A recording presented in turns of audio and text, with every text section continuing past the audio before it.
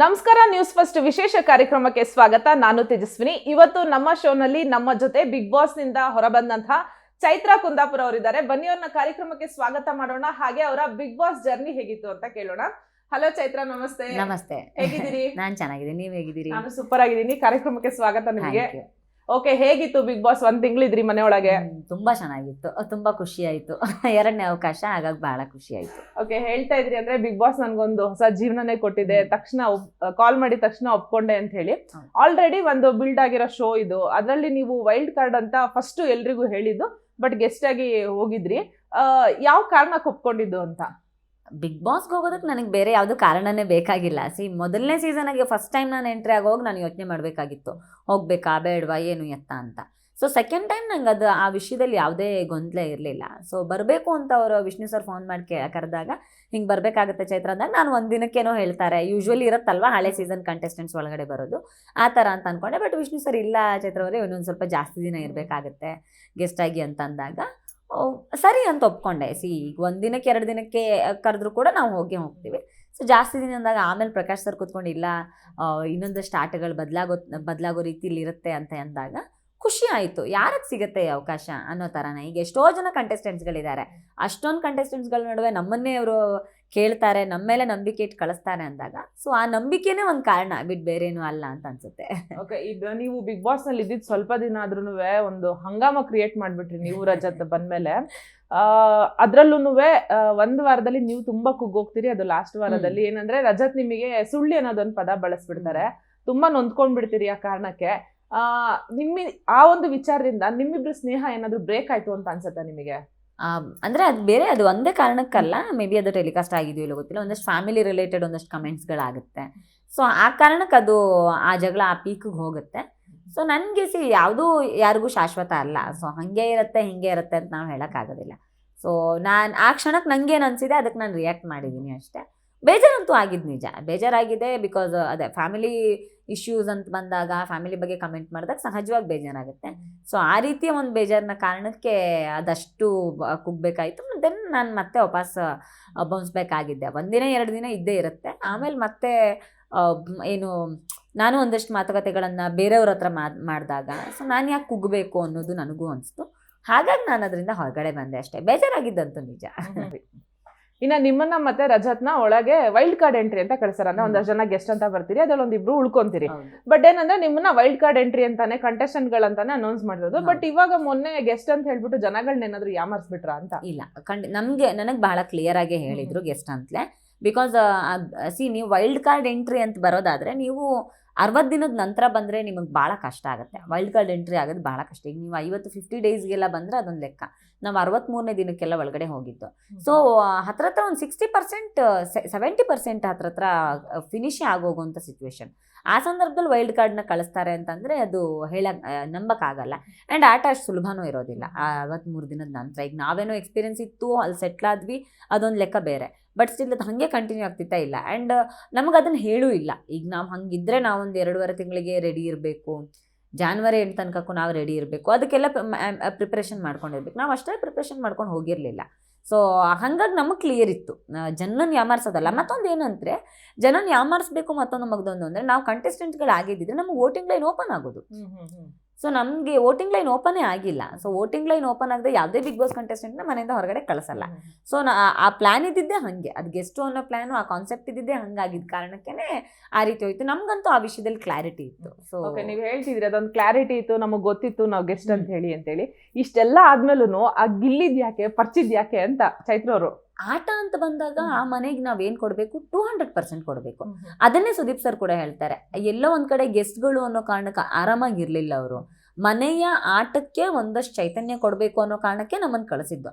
ಆ ಏನು ಸಿವಿಯರಿಟಿನ ನಾವು ಅರ್ಥ ಮಾಡಿಸ್ಬೇಕಲ್ಲ. ಮನೆ ಇನ್ನಷ್ಟು ಸಿವಿಯರ್ ಆಗ್ತಾ ಹೋಗ್ತಿದೆ, ಆಟ ಅಂದರೆ ಈ ರೀತಿ ನೀವು ತೊಗೋಬೇಕು, ವೈಯಕ್ತಿಕವಾಗಿ ನೀವು ಇಳಿದು 200% ಎಫರ್ಟ್ ಹಾಕಬೇಕು ಅನ್ನೋದು ನೀವು ತೋರಿಸ್ಲೇಬೇಕು. ಆ್ಯಂಡ್ ಅದ್ ನನ್ನ ಆಟ. ಈಗ ಜನಕ್ಕೆ ನೋಡೋರ್ಗೆ ಗೊತ್ತಿಲ್ಲ ನನ್ಗೆ ಎಷ್ಟು ಅಂತ, ಅದ್ ಮುಂದೆ ಗೊತ್ತಾಗತ್ತಾ ಬಿಡುತ್ತೆ ಬೇರೆ ಪ್ರಶ್ನೆ. ಬಟ್ ನಾನು ಎಫರ್ಟೇ ಹಾಕದೆ ಆಟನೇ ಆಡದೆ ನಾನು ಹೆಂಗ್ ಕೂತ್ಕೊಳ್ಳಿ ಸುಮ್ನೆ. ಸೊ ಅದು ಆಟ. ಮತ್ತೆ ಆಟದ ಬರದಲ್ಲಿ ಎಲ್ಲರಿಗೂ ಆಗುತ್ತೆ. ಸುಮ್ನೆ ಒಂದು ಗಲ್ಲಿ ಕ್ರಿಕೆಟ್ ಆಡೋವಾಗ್ಲೇ ಎಷ್ಟೆಷ್ಟೋ ಜನ ಹೊಡೆದಾಡ್ಕೊಂತಾರೆ, ಆಡಲ್ವಾ? ಸುಮ್ನೆ ನಮ್ ರೋಡಲ್ಲಿ ಗಲ್ಲಿ ಕ್ರಿಕೆಟ್ ಆಡ್ಕೊಂತಿರ್ತೀವಿ, ಅದ್ರಲ್ಲಿ ಏನು ಗೆಲ್ಲೋದು ಸೋಲೋದು ಏನು ಇರಲ್ಲ, ಸ್ಟಿಲ್ ಎಷ್ಟು ಕಿತ್ತಾಡ್ಕೊಂತೀವಿ. ಸೊ ಇದೊಂದು ಶೋ, ಜನ ನೋಡ್ತಿರ್ತಾರೆ, ಆಟ ಅಂತ ಬಂದಿದೆ. ಸೊ ಆಟ ಅಂತ ಬರೋ ಸಂದರ್ಭದಲ್ಲಿ ನಾವು 100% ಕೊಟ್ಟು ಆಡ್ಲೇಬೇಕಾಗತ್ತೆ. ಮತ್ತೆ ಅಲ್ಲಿ ಆ ಆಟದ ಸಿವಿರಿಟಿ ಹಂಗೆ ಇತ್ತು, ಅದೊಂದು ಫಿಸಿಕಲ್ ಟಾಸ್ಕ್ ಆಗಿತ್ತು. ಸೊ ಫಿಸಿಕಲ್ ಟಾಸ್ಕಲ್ಲಿ ಅಶ್ವಿನಿ ಅವರು ಪೂರ್ತಿಯಾಗಿ ನನ್ನ ಮೈ ಮೇಲೆ ಬೀಳೋವಾಗ ಅವ್ರ ವೆಯ್ಟನ್ನು ತಡ್ಕೊಳ್ಳೋ ಕೆಪಾಸಿಟಿ ನನಗೂ ಇರಬೇಕು. ಸೊ ಹತ್ರ 80 ಕಿಲೋಸ್ ನನ್ನ ವೆಯ್ಟ್ ನನ್ನ ಮೈ ಮೇಲೆ ಬಿದ್ದಾಗ ನಾನು ಆ ನೋವು ಆಗ್ತಾ ಇರುತ್ತೆ ನನಗೆ. ಸೊ ಆ ನೋವಿಂದಲೂ ತಪ್ಪಿಸ್ಕೋಬೇಕು, ಆಟನೂ ಆಡಬೇಕು ಅಂದಾಗ ಅದು ಸಹಜವಾಗಿ ಬಂದಿರೋದು ಬಿಟ್ಟು ಬೇರೆ ಏನು ಉದ್ದೇಶಕ್ಕಲ್ಲ. ಆಗೆಷ್ಟು ಅಂತಂದ ತಕ್ಷಣಕ್ಕೆ ನಾವು ಆರಾಮಾಗಿ ಸೆಟ್ಲ್ ಡೌನ್ ಆಗಿರೋಕ್ಕಾಗಲ್ವಲ್ಲ. ಓಕೆ, ನೀವು ಹೇಳಿದ್ರಿ ಆಟ ಆ ಕಾರಣಕ್ಕೋಸ್ಕರ ನಾನು ಅಷ್ಟು ಸೀರಿಯಸ್ ಆಗಿದ್ದೆ, ಅಷ್ಟು ಸೀರಿಯಸ್ ಆಗಿ ತಗೊಂಡೆ ಅಂತ ಹೇಳಿ. ಬಟ್ ಗಿಲ್ಲಿ ಕಾಮಿಡಿನೂ ಅಷ್ಟೊಂದು ಸೀರಿಯಸ್ ಆಗಿ ತಗೊಂಡ ಅವಶ್ಯಕತೆ ಇತ್ತ ಅಂತ ಚೈತ್ರ ಅವ್ರಿಗೆ? ಯಾಕಂದ್ರೆ ನಿಮ್ಮ ಸೀಸನ್ ಅಲ್ಲೂ ಕಾಮಿಡಿ ಮಾಡೋರು ಇದ್ರು, ಗಿಲ್ಲಿ ಕೂಡ ಕಾಮಿಡಿನೇ. ಅಂಡ್ ನಿಮಗೆ ಗೊತ್ತು ನೀವು ಸ್ಪರ್ಧಿ ಅಲ್ಲ, ಅಲ್ಲಿ ಗೆಸ್ಟ್ ಅಂತ ಹೇಳ್ಬಿಟ್ಟು ಇಷ್ಟೆಲ್ಲ ಇದ್ಮೇಲೂ ಗಿಲ್ಲಿ ಕಾಮಿಡಿನ ಅಷ್ಟೊಂದು ಸೀರಿಯಸ್ ಆಗಿ ತಗೊಂಡ ಅವಶ್ಯಕತೆ ಇತ್ತು. ನೀವು ಯಾವ ಕಾಮಿಡಿ ಕೇಳ್ತಾ ಇದ್ದೀರಾ? ಅಂದ್ರೆ ನೀವು ಒಂದ್ಸಲಿ ಹೇಳ್ತೀರಿ ಗಿಲ್ಲಿಗೆ, ನೀನ್ ನನ್ನ ಜೊತೆ ಏನು ಮಾತಾಡ್ಬೇಡ, ಪರವಾಗಿಲ್ಲ ನನಗೆ. ಅದೇ ಕಾರಣಕ್ಕೆ ನಾನು ಗೆಸ್ಟ್ ಅಲ್ಲ, ನಾನು ಯಾಕೆ ಇವ್ನು ಕಾಮಿಡಿ ತಗೊಳ್ಳಿ? 11 ಸೀಸನ್ ಅಲ್ಲಿ ಆದ್ರೆ ನಾನು ಕಂಟೆಸ್ಟೆಂಟ್, ಇವ್ರು ಮಾಡೋ ಕಾಮಿಡಿಗಳನ್ನ ನಾನು ತಗೋಬೇಕು ಸ್ಪೋರ್ಟಿವ್ ಆಗಿ, ಬಿಕಾಸ್ ನಾನು ಸರ್ವೈವ್ ಆಗ್ಬೇಕು. ಸೊ ಅವನಿಗೆ ಗೊತ್ತಿಲ್ಲದೆ ಇರ್ಬೋದು, ನನಗದು ಹರ್ಟ್ ಆಗತ್ತಲ್ಲ. ನಾನು ಗೆಸ್ಟ್ ಅಲ್ಲ, ನಾನು ಯಾಕೆ ಈ ಇವನ್ ಕಾಮಿಡಿನ ತಗೋಬೇಕು ಅನ್ನೋದೇ ನನ್ನ ಉದ್ದೇಶ ಆಗಿತ್ತು. ಹಾಗಾಗಿ ನಾನು ಅದಕ್ಕೆ ಅವಕಾಶ ಕೊಡಲಿಲ್ಲ. ಬಿಕಾಸ್ ಏನಾಗ್ಬಿಡತ್ತೆ, ಇಲ್ಲದೆ ಇರೋ ಇಮೇಜನ್ನ ಬಿಲ್ಡ್ ಮಾಡೋ ಪ್ರಯತ್ನ ಒಂದಷ್ಟು ಜನ ಮಾಡ್ತಾ ಇರ್ತಾರೆ. ಅದು ಕಾಮಿಡಿ ಮೂಲಕನ, ಜಗಳದ ಮೂಲಕನ, ಕಮೆಂಟ್ ಮಾಡೋ ಮೂಲಕನ, ಅಥವಾ ಇನ್ನೊಂದಷ್ಟು ಜನರ ಹತ್ರ ಮೂಲೆಯಲ್ಲಿ ಕೂತ್ಕೊಂಡು ಹೇಳೋದ್ರ ಮೂಲಕನ ನಮ್ದಲ್ಲದೆ ಇರೋ ಇಮೇಜನ್ನ ಬಿಲ್ಡ್ ಮಾಡೋ ಪ್ರಯತ್ನ ಮಾಡ್ತಾರೆ. ಸೊ ಅವನೇನ್ ಹೇಳ್ತಾ 7 ಸಲ ಮಾಡಿದ್ರು ಅನ್ಸುತ್ತಾ ನಿಮಗೆ? ಗಿಲ್ಲಿ ಮಾಡಿದ್ರು. ಈಗ 7 ಸಲ ಕಳ್ಪೆಗೆ ಹೋಗಿದ್ದೆ ಅಂತ, 7 ಸಲ ಕಳ್ಪೆಗೆ ಹೋಗಿದ್ದೆ ಅಂತೆ ಲಾಸ್ಟ್ ಸೀಸನ್ ಅಲ್ಲಿ ಅಂತ ಹೇಳಿ. ಆ ಸುಳ್ಳು. ನೀವು ನೋಡಿದಿರ ಸೀಸನ್? ನಾನು ಅಷ್ಟು ಸಲ ಹೋಗಿಲ್ಲ.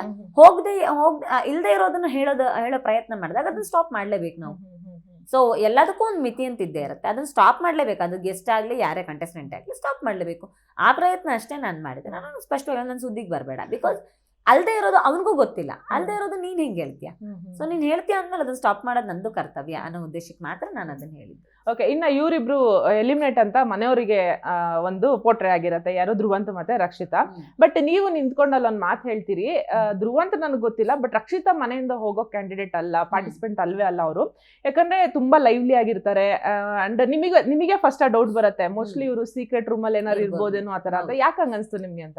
ಅಂದ್ರೆ ಬಿಗ್ ಬಾಸ್ ಪ್ಯಾಟರ್ನ್ ಇರೋದೇ ಹಾಗೆ, ಯಾವತ್ತಿಗೂ ಈಗ ಜನರ ಅಭಿಪ್ರಾಯದ ವಿರುದ್ಧ ಹೋಗುತ್ತೆ ಅಂತ ನಂಗೆ ಯಾವತ್ತಿಗೂ ಅನ್ಸೋದಿಲ್ಲ. ಹಾಗಾಗಿ ಒಂದು ರಕ್ಷಿತಾ ಮನೆಗೊಂದು ಬೇರೆನೇ ಎನರ್ಜಿ ಆಗಿದ್ದು, ಒಂದು ಬೇರೆನೇ ವೈಬ್ ಇತ್ತು ಅವಳಿಂದ. ಸೊ ಮತ್ತೆ ನಾನು ಹೊರಗಡೆ ನೋಡ್ಕೊಂಡು ಹೋಗಿದ್ನಲ್ಲ, ಅವಳಿಗೆ ಯಾವ ಲೆವೆಲ್ ಸಪೋರ್ಟ್ ಇದೆ ಅನ್ನೋದೆಲ್ಲ ನಂಗೆ ಗೊತ್ತಿತ್ತಲ್ಲ. ಹಾಗಿದ್ರೆ ರಕ್ಷಿತಾ ಹೇಳಿದ್ದು ನಿಜನಾ? ಅಂದ್ರೆ ನಾನು ಇಲ್ದಲೆ ಮನೇಲಿ ಸ್ಪಾರ್ಕ್ ಇಲ್ಲ ಅಂತ ಹೇಳಿದ್ ನಿಜನಾ? ಸ್ಪಾರ್ಕ್ ಅಂತ ನಾನು ಹೇಳಲ್ಲ. ಒಂದ್ಸಲಕ್ಕೆ ಕಂಟೆಸ್ಟೆಂಟ್ಗಳು ಹೋದ ತಕ್ಷಣಕ್ಕೆ ಆ ಮನೆ ಅಡ್ಜಸ್ಟ್ ಆಗಕ್ಕೆ ಟೈಮ್ ತಗೋಬಹುದು. ಬಟ್ ಆ ಮನೆಗೆ ಏನ್ ಬೇಕು ಅದನ್ನ ಬಿಗ್ ಬಾಸ್ ಕೊಟ್ಟೆ ಕೊಡ್ತಾರೆ. ಆ ಮನೆ ಯಾವ ವೈಬಿಗೆ ವಾಪಸ್ ಬರಬೇಕು ಅನ್ನೋದನ್ನ ಬಿಗ್ ಬಾಸ್ ಡಿಸೈಡ್ ಮಾಡ್ತಾರೆ. ಅದು ಆ ರೀತಿದ ಒಂದು ಆಕ್ಟಿವಿಟಿ ಕೊಟ್ಟೆ ಕೊಡ್ತಾರೆ. ಬಟ್ ನನ್ಗಿದ್ದೇನು ಅಂತ ಕೇಳಿದ್ರೆ, ರಕ್ಷಿತಾ ಇದ್ದ ರೀತಿಗೆ ಮತ್ತು ಹೊರಗಡೆ ಅವಳಿಗಿದ್ದಂಥ ಜನ ಬೆಂಬಲಕ್ಕೆ ಅವಳು ಅಷ್ಟು ಬೇಗ ಹೋಗಲ್ಲ ಅನ್ನೋದು ನನ್ನದೊಂದು ಅಭಿಪ್ರಾಯ ಇತ್ತು. ಆ ಕಾರಣಕ್ಕೆ ನಾನು ಹೇಳಿದೆ, ನನಗೆ ಆ್ಯಕ್ಚುಲಿ ಧ್ರುವಂತ್ ಮೇಲೂ ಹೋಗಲ್ಲ ಅಂತಲೇ ಭರವಸೆ ಇತ್ತು. ಬಟ್ ನಾನು ಬಂದ್ ವೀಕ್ ಅವರು ಮನೆಗೆ ಹೋಗಬೇಕು ಅಂತ ತುಂಬ ಬಯಸ್ತಿದ್ರು. ಸೊ ನಾನು ಹೋಗಬೇಕು, ಇಲ್ಲ ನನಗೆ ಇದು ಡ್ಯಾಮೇಜ್ ಆಗ್ತಿದೆ ಅಂತ ಅವರು ಬಯಸಿದ ಕಾರಣಕ್ಕೆ ನಾನು ಅವ್ರು ಹೋಗಿರ್ಬೋದು ಅನ್ನೋ ಯೋಚನೆಯಲ್ಲಿ ಇದ್ನೇ ಹೊರತು ಅದರ್ವೈಸ್ ನಾನು ಧ್ರುವಂತ್ ಹೋಗೋ ಕ್ಯಾಂಡಿಡೇಟ್ ಅಂತ ನಾನು ಅನ್ಕೊಳ್ತಿರ್ಲಿಲ್ಲ. ಅವರಾಗೆ ಬಯಸಿದ್ರು, ಆ ಕಾರಣಕ್ಕೆ ನಾನು ಅದನ್ನು ಒಪ್ಕೊಂಡೆ ಬಿಟ್ಟು. ಖಂಡಿತ ಆಗೇ ಆಗುತ್ತಲ್ವಾ. ಸೊ ಒಂದು ಶೋನಲ್ಲಿ ಯಾವ ರೀತಿ ಬೇಕಾದ್ರೂ ಟ್ವಿಸ್ಟ್ ಬರ್ಬೋದು. ಈಗ ನಾವೇ ಲಾಸ್ಟ್ ಸೀಸನ್ ಕಂಟೆಸ್ಟೆಂಟ್ಸೇ ಒಳಗಡೆ ಹೋಗಿದ್ದೀವಿ ಅಂದಮೇಲೆ ಈ ಸೀಸನ್ ಕಂಟೆಸ್ಟೆಂಟ್ಸ್ಗಳು ಇನ್ಯಾವ ಲೆವೆಲ್ಗೆ ಹೋಗ್ಬೋದು ಅಂತ ಯೋಚನೆ ಸಹಜವಾಗಿ ಬಂದೇ ಬರುತ್ತೆ. ಆ ದೃಷ್ಟಿಕೋನದಲ್ಲಿ ಅಷ್ಟೇ ಹೇಳಿದ್ ನಾನು. ಓಕೆ, ನೀವ್ ಹೇಳ್ತೀರಿ ರಕ್ಷಿತನಿಗೆ ನಾನ್ ಆಡೋ ಮಾತುಗಳು ಕೇಳಿಸ್ಕೊಳೋ ಮೆಚುರಿಟಿ ಇಲ್ಲ, ಅಂದ್ರೆ ಅರ್ಥ ಮಾಡ್ಕೊಳೋ ಮೆಚುರಿಟಿ ಇಲ್ಲ ಅಂತ ಹೇಳಿ. ಬಟ್ ಇವಾಗ ಸೀಕ್ರೆಟ್ ರೂಮ್ ಅಲ್ಲಿ ಇದ್ದಿದ್ದು ಒಂದಷ್ಟು ವಿಜುವಲ್ಸ್ ನೆಲ್ಲ ತೋರಿಸ್ತಾರೆ ಸುದೀಪ್ ಸರ್. ಅಂಡ್ ರಕ್ಷಿತನ್ ಡಿಸಿಷನ್ ಎಲ್ಲ ಗೊತ್ತಾಗತ್ತೆ ನಿಮಗೆ, ಅಂದ್ರೆ ಅವ್ರು ಯಾವ ತರ ಡಿಸಿಷನ್ ತಗೊಂಡು ಟೀಮ್ ಎಲ್ಲ ಹೆಂಗ್ ರೆಡಿ ಮಾಡಿದ್ರು ಅಂತ. ಇವಾಗ ನಿಮ್ಗೆ ಏನ್ ಅನ್ಸುತ್ತೆ, ರಕ್ಷಿತನ್ ನಿಜವಾಗ್ಲೂ ಮೆಚುರಿಟಿ ಇಲ್ಲ ಅನ್ಸತ್ತಾ? ಆ ವಿಷಯದಲ್ಲಿ ನಾನು ಖಂಡಿತ ಅದು ಆ ಮಾತಿಗೆ ನಿಲ್ತೇನೆ. ಯಾಕೆಂತ ಕೇಳಿದ್ರೆ, ಅವಳು ಕಾವ್ಯ ನಾಮಿನೇಟ್ ಆಗ್ಬೇಕು ಅಂತಲೇ ಟೀಮ್ ಮಾಡೋದು. ಬಟ್ ಆ ಎಲ್ಲಾ ನಾಮಿನೇಷನ್ ಎಲ್ಲಾ ಮೀರಿ ಕಾವ್ಯ ಕ್ಯಾಪ್ಟನ್ನೇ ಆದ್ಲು. ಕಾವ್ಯ ನಾಮಿನೇಟ್ ಆಗಬೇಕು ಅಂತ ಅವಳು ಟೀಮ್ ಮಾಡ್ತಾಳೆ ಅನ್ನುವಾಗ ಧ್ರುವಂತ ಒಪಿನಿಯನ್ಗಳಿದೆ. ಸೊ ಅಲ್ಲಿ ಅಶ್ವಿನಿ ಅವ್ರು ಸೇಫ್ ಆಗಬೇಕು, ಸ್ಪಂದನ ನಾಮಿನೇಟ್ ಆಗಬೇಕು ಅನ್ನೋ ಕಾರಣಕ್ಕೆ ಅಶ್ವಿನಿ ಅವ್ರ ಟೀಮ್ಗೆ ನಾನು ಸ್ಟ್ರಾಂಗು, ನಾನು ಚೆನ್ನಾಗಿ ಆಡ್ತೀನಿ ಅನ್ನೋ ಕಾರಣಕ್ಕೆ ಹಾಕ್ತಾಳೆ. ಸೇಮ್ ಕಾವ್ಯ ನಾಮಿನೇಷನ್ ವಿಷಯ ಬಂದಾಗ ನನ್ನನ್ನು ರಘು ಸರ್ನ ಹಾಕ್ತಾಳೆ.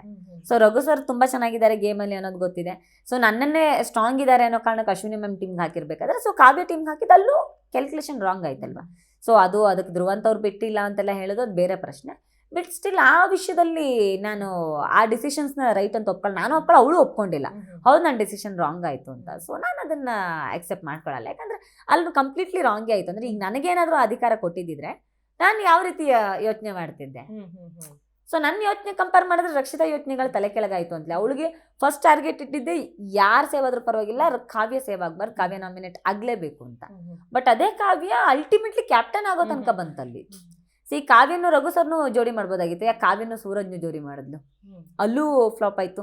ಸೊ ಆ ಥರ ಕ್ಯಾಲ್ಕುಲೇಷನ್ಸ್ಗಳು ರಾಂಗ್ ಆಗಿದೆ. ಸೊ ಹಂಗಿದ್ದಾಗ ನನಗೇನಾದರೂ ಕೊಟ್ಟಿದ್ದಿದ್ರೆ ಕಂಪ್ಲೀಟ್ ನಾನೇ ಚೇಂಜ್ ಮಾಡ್ತಿದ್ದೆ ಅನ್ಸುತ್ತೆ. ಹಾಗಾಗಿ ಆ ಲೆವೆಲ್ ಆಫ್ ಇದರಲ್ಲಿ ತುಂಬ ಡಿಫ್ರೆನ್ಸ್ ಇದೆ ನಂಗೆ. ನೀವು ಹೇಳ್ತಾ ಇದ್ರಿ ಕಾವ್ಯ ನಾಮಿನೇಟ್ ಆಗಬೇಕು, ಕಾವ್ಯ ಸೇವ್ ಆಗಬಾರ್ದು ಅನ್ನೋದು ರಕ್ಷಿತನ ತಲೆನಲ್ಲಿತ್ತು ಅಂತ. ಧ್ರುವಂತ್ ಮಾತಾಡ್ತಾ ಒಂದು ಮಾತು ಹೇಳ್ತಾರೆ, ಏನಂದ್ರೆ ಗಿಲ್ಲಿ ಸುತ್ತಮುತ್ತ ಸ್ಪಂದನ ಮತ್ತೆ ಕಾವ್ಯ ಇರಬಾರ್ದು, ಒಂದು ಗಿಲ್ಲಿ ಗೆಲ್ಬೇಕು ಇಲ್ಲ ರಕ್ಷಿತಾ ಗೆಲ್ಬೇಕು, ರಕ್ಷಿತನ ತಲೆಯಲ್ಲಿ ಇದಿಷ್ಟೇ ಇದೆ ಅಂತ ಹೇಳ್ಬಿಟ್ಟು ಧ್ರುವಂತ್ ಪದೇ ಪದೇ ಒತ್ತಿ ಹೇಳ್ತಾರೆ ಇದನ್ನ. ನೀವು 1 ತಿಂಗಳು ತುಂಬಾ ಹತ್ತಿರದಿಂದ ನೋಡಿರೋದು ಮನೆಯಲ್ಲಿ ಎಲ್ರು. ನಾವೆಲ್ಲಾದ್ರೆ 1.5 ಗಂಟೆ ನೋಡಿರ್ತೀವಿ, ನೀವು 24 hours ನೋಡಿರ್ತೀರಿ. ನಿಮಗೆ ಹಂಗ ಅನ್ಸತ್ತಾ? ಅಂದ್ರೆ ರಕ್ಷಿತನಿಗೆ ಗಿಲ್ಲಿ ಕಾವ್ಯನ ದೂರ ಮಾಡ್ಬೇಕು ಇಲ್ಲ ಗಿಲ್ಲಿ ಸ್ಪಂದನನ್ನ ದೂರ ಮಾಡ್ಬೇಕು ಅಂತ ಏನಾದ್ರು ಇದೆಯಾ ತಲೆನಲ್ಲಿ ಅಂತ? ಗೊತ್ತಿಲ್ಲ. ಅಂದರೆ ಅವಳು ಗಿಲ್ಲಿ ಮೇಲೆ ತುಂಬ ಕ್ಲೋಸ್ ಆಗಿದ್ದಾಳೆ, ಗಿಲ್ಲಿ ಜೊತೆ ತುಂಬ ಕ್ಲೋಸ್ ಆಗಿದ್ದಾಳೆ. ಸ್ಪಂದನ ಮತ್ತು ಕಾವ್ಯ ಜೊತೆ ಅವಳಿಗೆ ಅಬ್ಜೆಕ್ಷನ್ಸ್ ಇದೆ, ನಾನು ಅದನ್ನು ನೋಡಿದ್ದೀನಿ. ಯಾಕಂದರೆ ಸ್ಪಂದನ ಮತ್ತು ಕಾವ್ಯ ವಿಷಯ ಬಂದಾಗ ಅವರಿಬ್ಬರ ಇದನ್ನು ಒಪ್ಕೊಳ್ಳಲ್ಲ. ಅವರಿಬ್ಬರು ಮನೆಯಿಂದ ಹೋಗಬೇಕು, ನಾಮಿನೇಷನ್ನು ಮತ್ತೊಂದು ಮಗದೊಂದಾಗ ಅವ್ರ ಹೆಸರೇ ತಗೋತಾಳೆ. ಆ್ಯಂಡ್ ಗಿಲ್ಲಿ ವಿಷಯ ಅಂತ ಬಂದಾಗ ಸದಾ ಗಿಲ್ಲಿ ಸುತ್ತಾನೆ ಇರೋ ಕಾರಣಕ್ಕೆ ಸೊ ಮೇ ಬಿ ಗಿಲ್ಲಿ ಅವರಿಬ್ಬರ ಜೊತೆಗೆ ಇರೋದು ಬೇಡ ಅನ್ನೋ ಥರದ ಯೋಚನೆ ಇರ್ಬೋದು. ಅದು ಅವಳ ಆಟದ ಸ್ಟ್ರಾಟಜಿನ ಮತ್ತೊಂದ ನಂಗೆ ಗೊತ್ತಿಲ್ಲ. ಬಟ್ ಆ ಅಭಿಪ್ರಾಯ ಇರೋದಂತೂ ನಿಜ. ಅವಳು ಜಿನೈನಾಗ ಅದನ್ನು ಹೇಳ್ತಾಳೆ, ಹೌದು ನಂಗೆ ಇಷ್ಟ ಇಲ್ಲ ಗಿಲ್ಲಿ ಜೊತೆ ಕಾವ್ಯ ಸ್ಪಂದನ ಇರೋದು ನಂಗೆ ಇಷ್ಟ ಇಲ್ಲ ಅಂತ ನೇರವಾಗಿ ಹೇಳ್ತಾಳೆ. ಅದರಲ್ಲಿ ಏನು ಅದನ್ನು ಇಂಡೈರೆಕ್ಟಾಗಿ ಏನೋ ಅದು ಆ ಮೆಸೇಜ್ನ ಪಾಸ್ ಮಾಡ್ತಾ ಇಲ್ಲ, ಡೈರೆಕ್ಟಾಗಿ ಅವಳು ಆ ಮೆಸೇಜ್ನ ಪಾಸ್ ಮಾಡ್ತಾ ಇದ್ದಾರೆ. ಹಂಗಾಗಿ ಅವಳ ಅಭಿಪ್ರಾಯಕ್ಕೆ ನಾವು ಬೆಲೆ ಕೊಡಲೇಬೇಕಲ್ವಾ. ಓಕೆ, ಸುದೀಪ್ ಸರ್ ನೇರವಾಗಿ ಒಂದು ಮಾತು ಹೇಳ್ತಾರೆ ರಕ್ಷಿತನಿಗೆ, ಧ್ರುವಂತ್ ಯಾವಾಗಲೂ ಕೆಟ್ಟವರಲ್ಲ, ನೀವು ಯಾವಾಗಲೂ ಒಳ್ಳೆಯವರಲ್ಲ ಅಂತ ಹೇಳಿ. ಆ ಮಾತು ಕೇಳಿದಾಗ ಮನೆಯವ್ರ ರಿಯಾಕ್ಷನ್ ಹೆಂಗಿತ್ತು ಅಂತ? ಅಂದರೆ ಮನೆಯವ್ರಿಗೂ ಅಭಿಪ್ರಾಯ ಇತ್ತು, ಅದರಲ್ಲೇನು ವಿಶೇಷ ಅನ್ನೋ ಥರದ್ದೇನಿರಲಿಲ್ಲ. ಈಗ ಧ್ರುವಂತ್ ಬಗ್ಗೆ ಬೇರೆಯವ್ರಿಗೆ ಬೇರೆ ಅಭಿಪ್ರಾಯಗಳಿರ್ಬೋದು, ಅಲ್ಲಿರೋರಿಗೆ ಎಲ್ಲರಿಗೂ ಒಳ್ಳೆ ಅಭಿಪ್ರಾಯ ಇದೆ ಅಂತ ನಾನು ಹೇಳಲ್ಲ. ಹಾಗಂತ ರಕ್ಷಿತಾ ಮಾಡಿದ್ದೆಲ್ಲ ಸರಿ ಅಂತ ಇಡೀ ಮನೆಯವರೆಲ್ಲ ಯಾವಾಗಲೂ ಒಪ್ಕೊಂಡಿಲ್ವಲ್ಲ. ಹಾಗಾಗಿ ಆ ಅಭಿಪ್ರಾಯಕ್ಕೆ ಮನೆಯವ್ರು ಯಾರು ಏನು ವಿಶೇಷ ಆಶ್ಚರ್ಯ ಅಂತ ಅನ್ಸಲ್ಲ. ಯಾಕೆಂದ್ರೆ ಈಗ ಸೀಕ್ರೆಟ್ ರೂಮಲ್ಲಿ ಅವರಿಬ್ಬರು ಹೆಂಗಿದ್ರು ಅನ್ನೋದು ನಮಗೇನು ಗೊತ್ತಿಲ್ಲ. ಬಟ್ ಆ ಒಂದು ವಿಟಿ ಅಷ್ಟೇ ನಾವು ನೋಡಿರೋದು. ಹಾಗಾಗಿ ರಕ್ಷಿತಾ ಏನು ಕಿರಿಕಿರಿ ಮಾಡಿದ್ರಿಂದಲೇ ಧ್ರುವಂತ್ಗೂ ಕಿರಿಕಿರಿ ಆಗಿರ್ಬೋದು.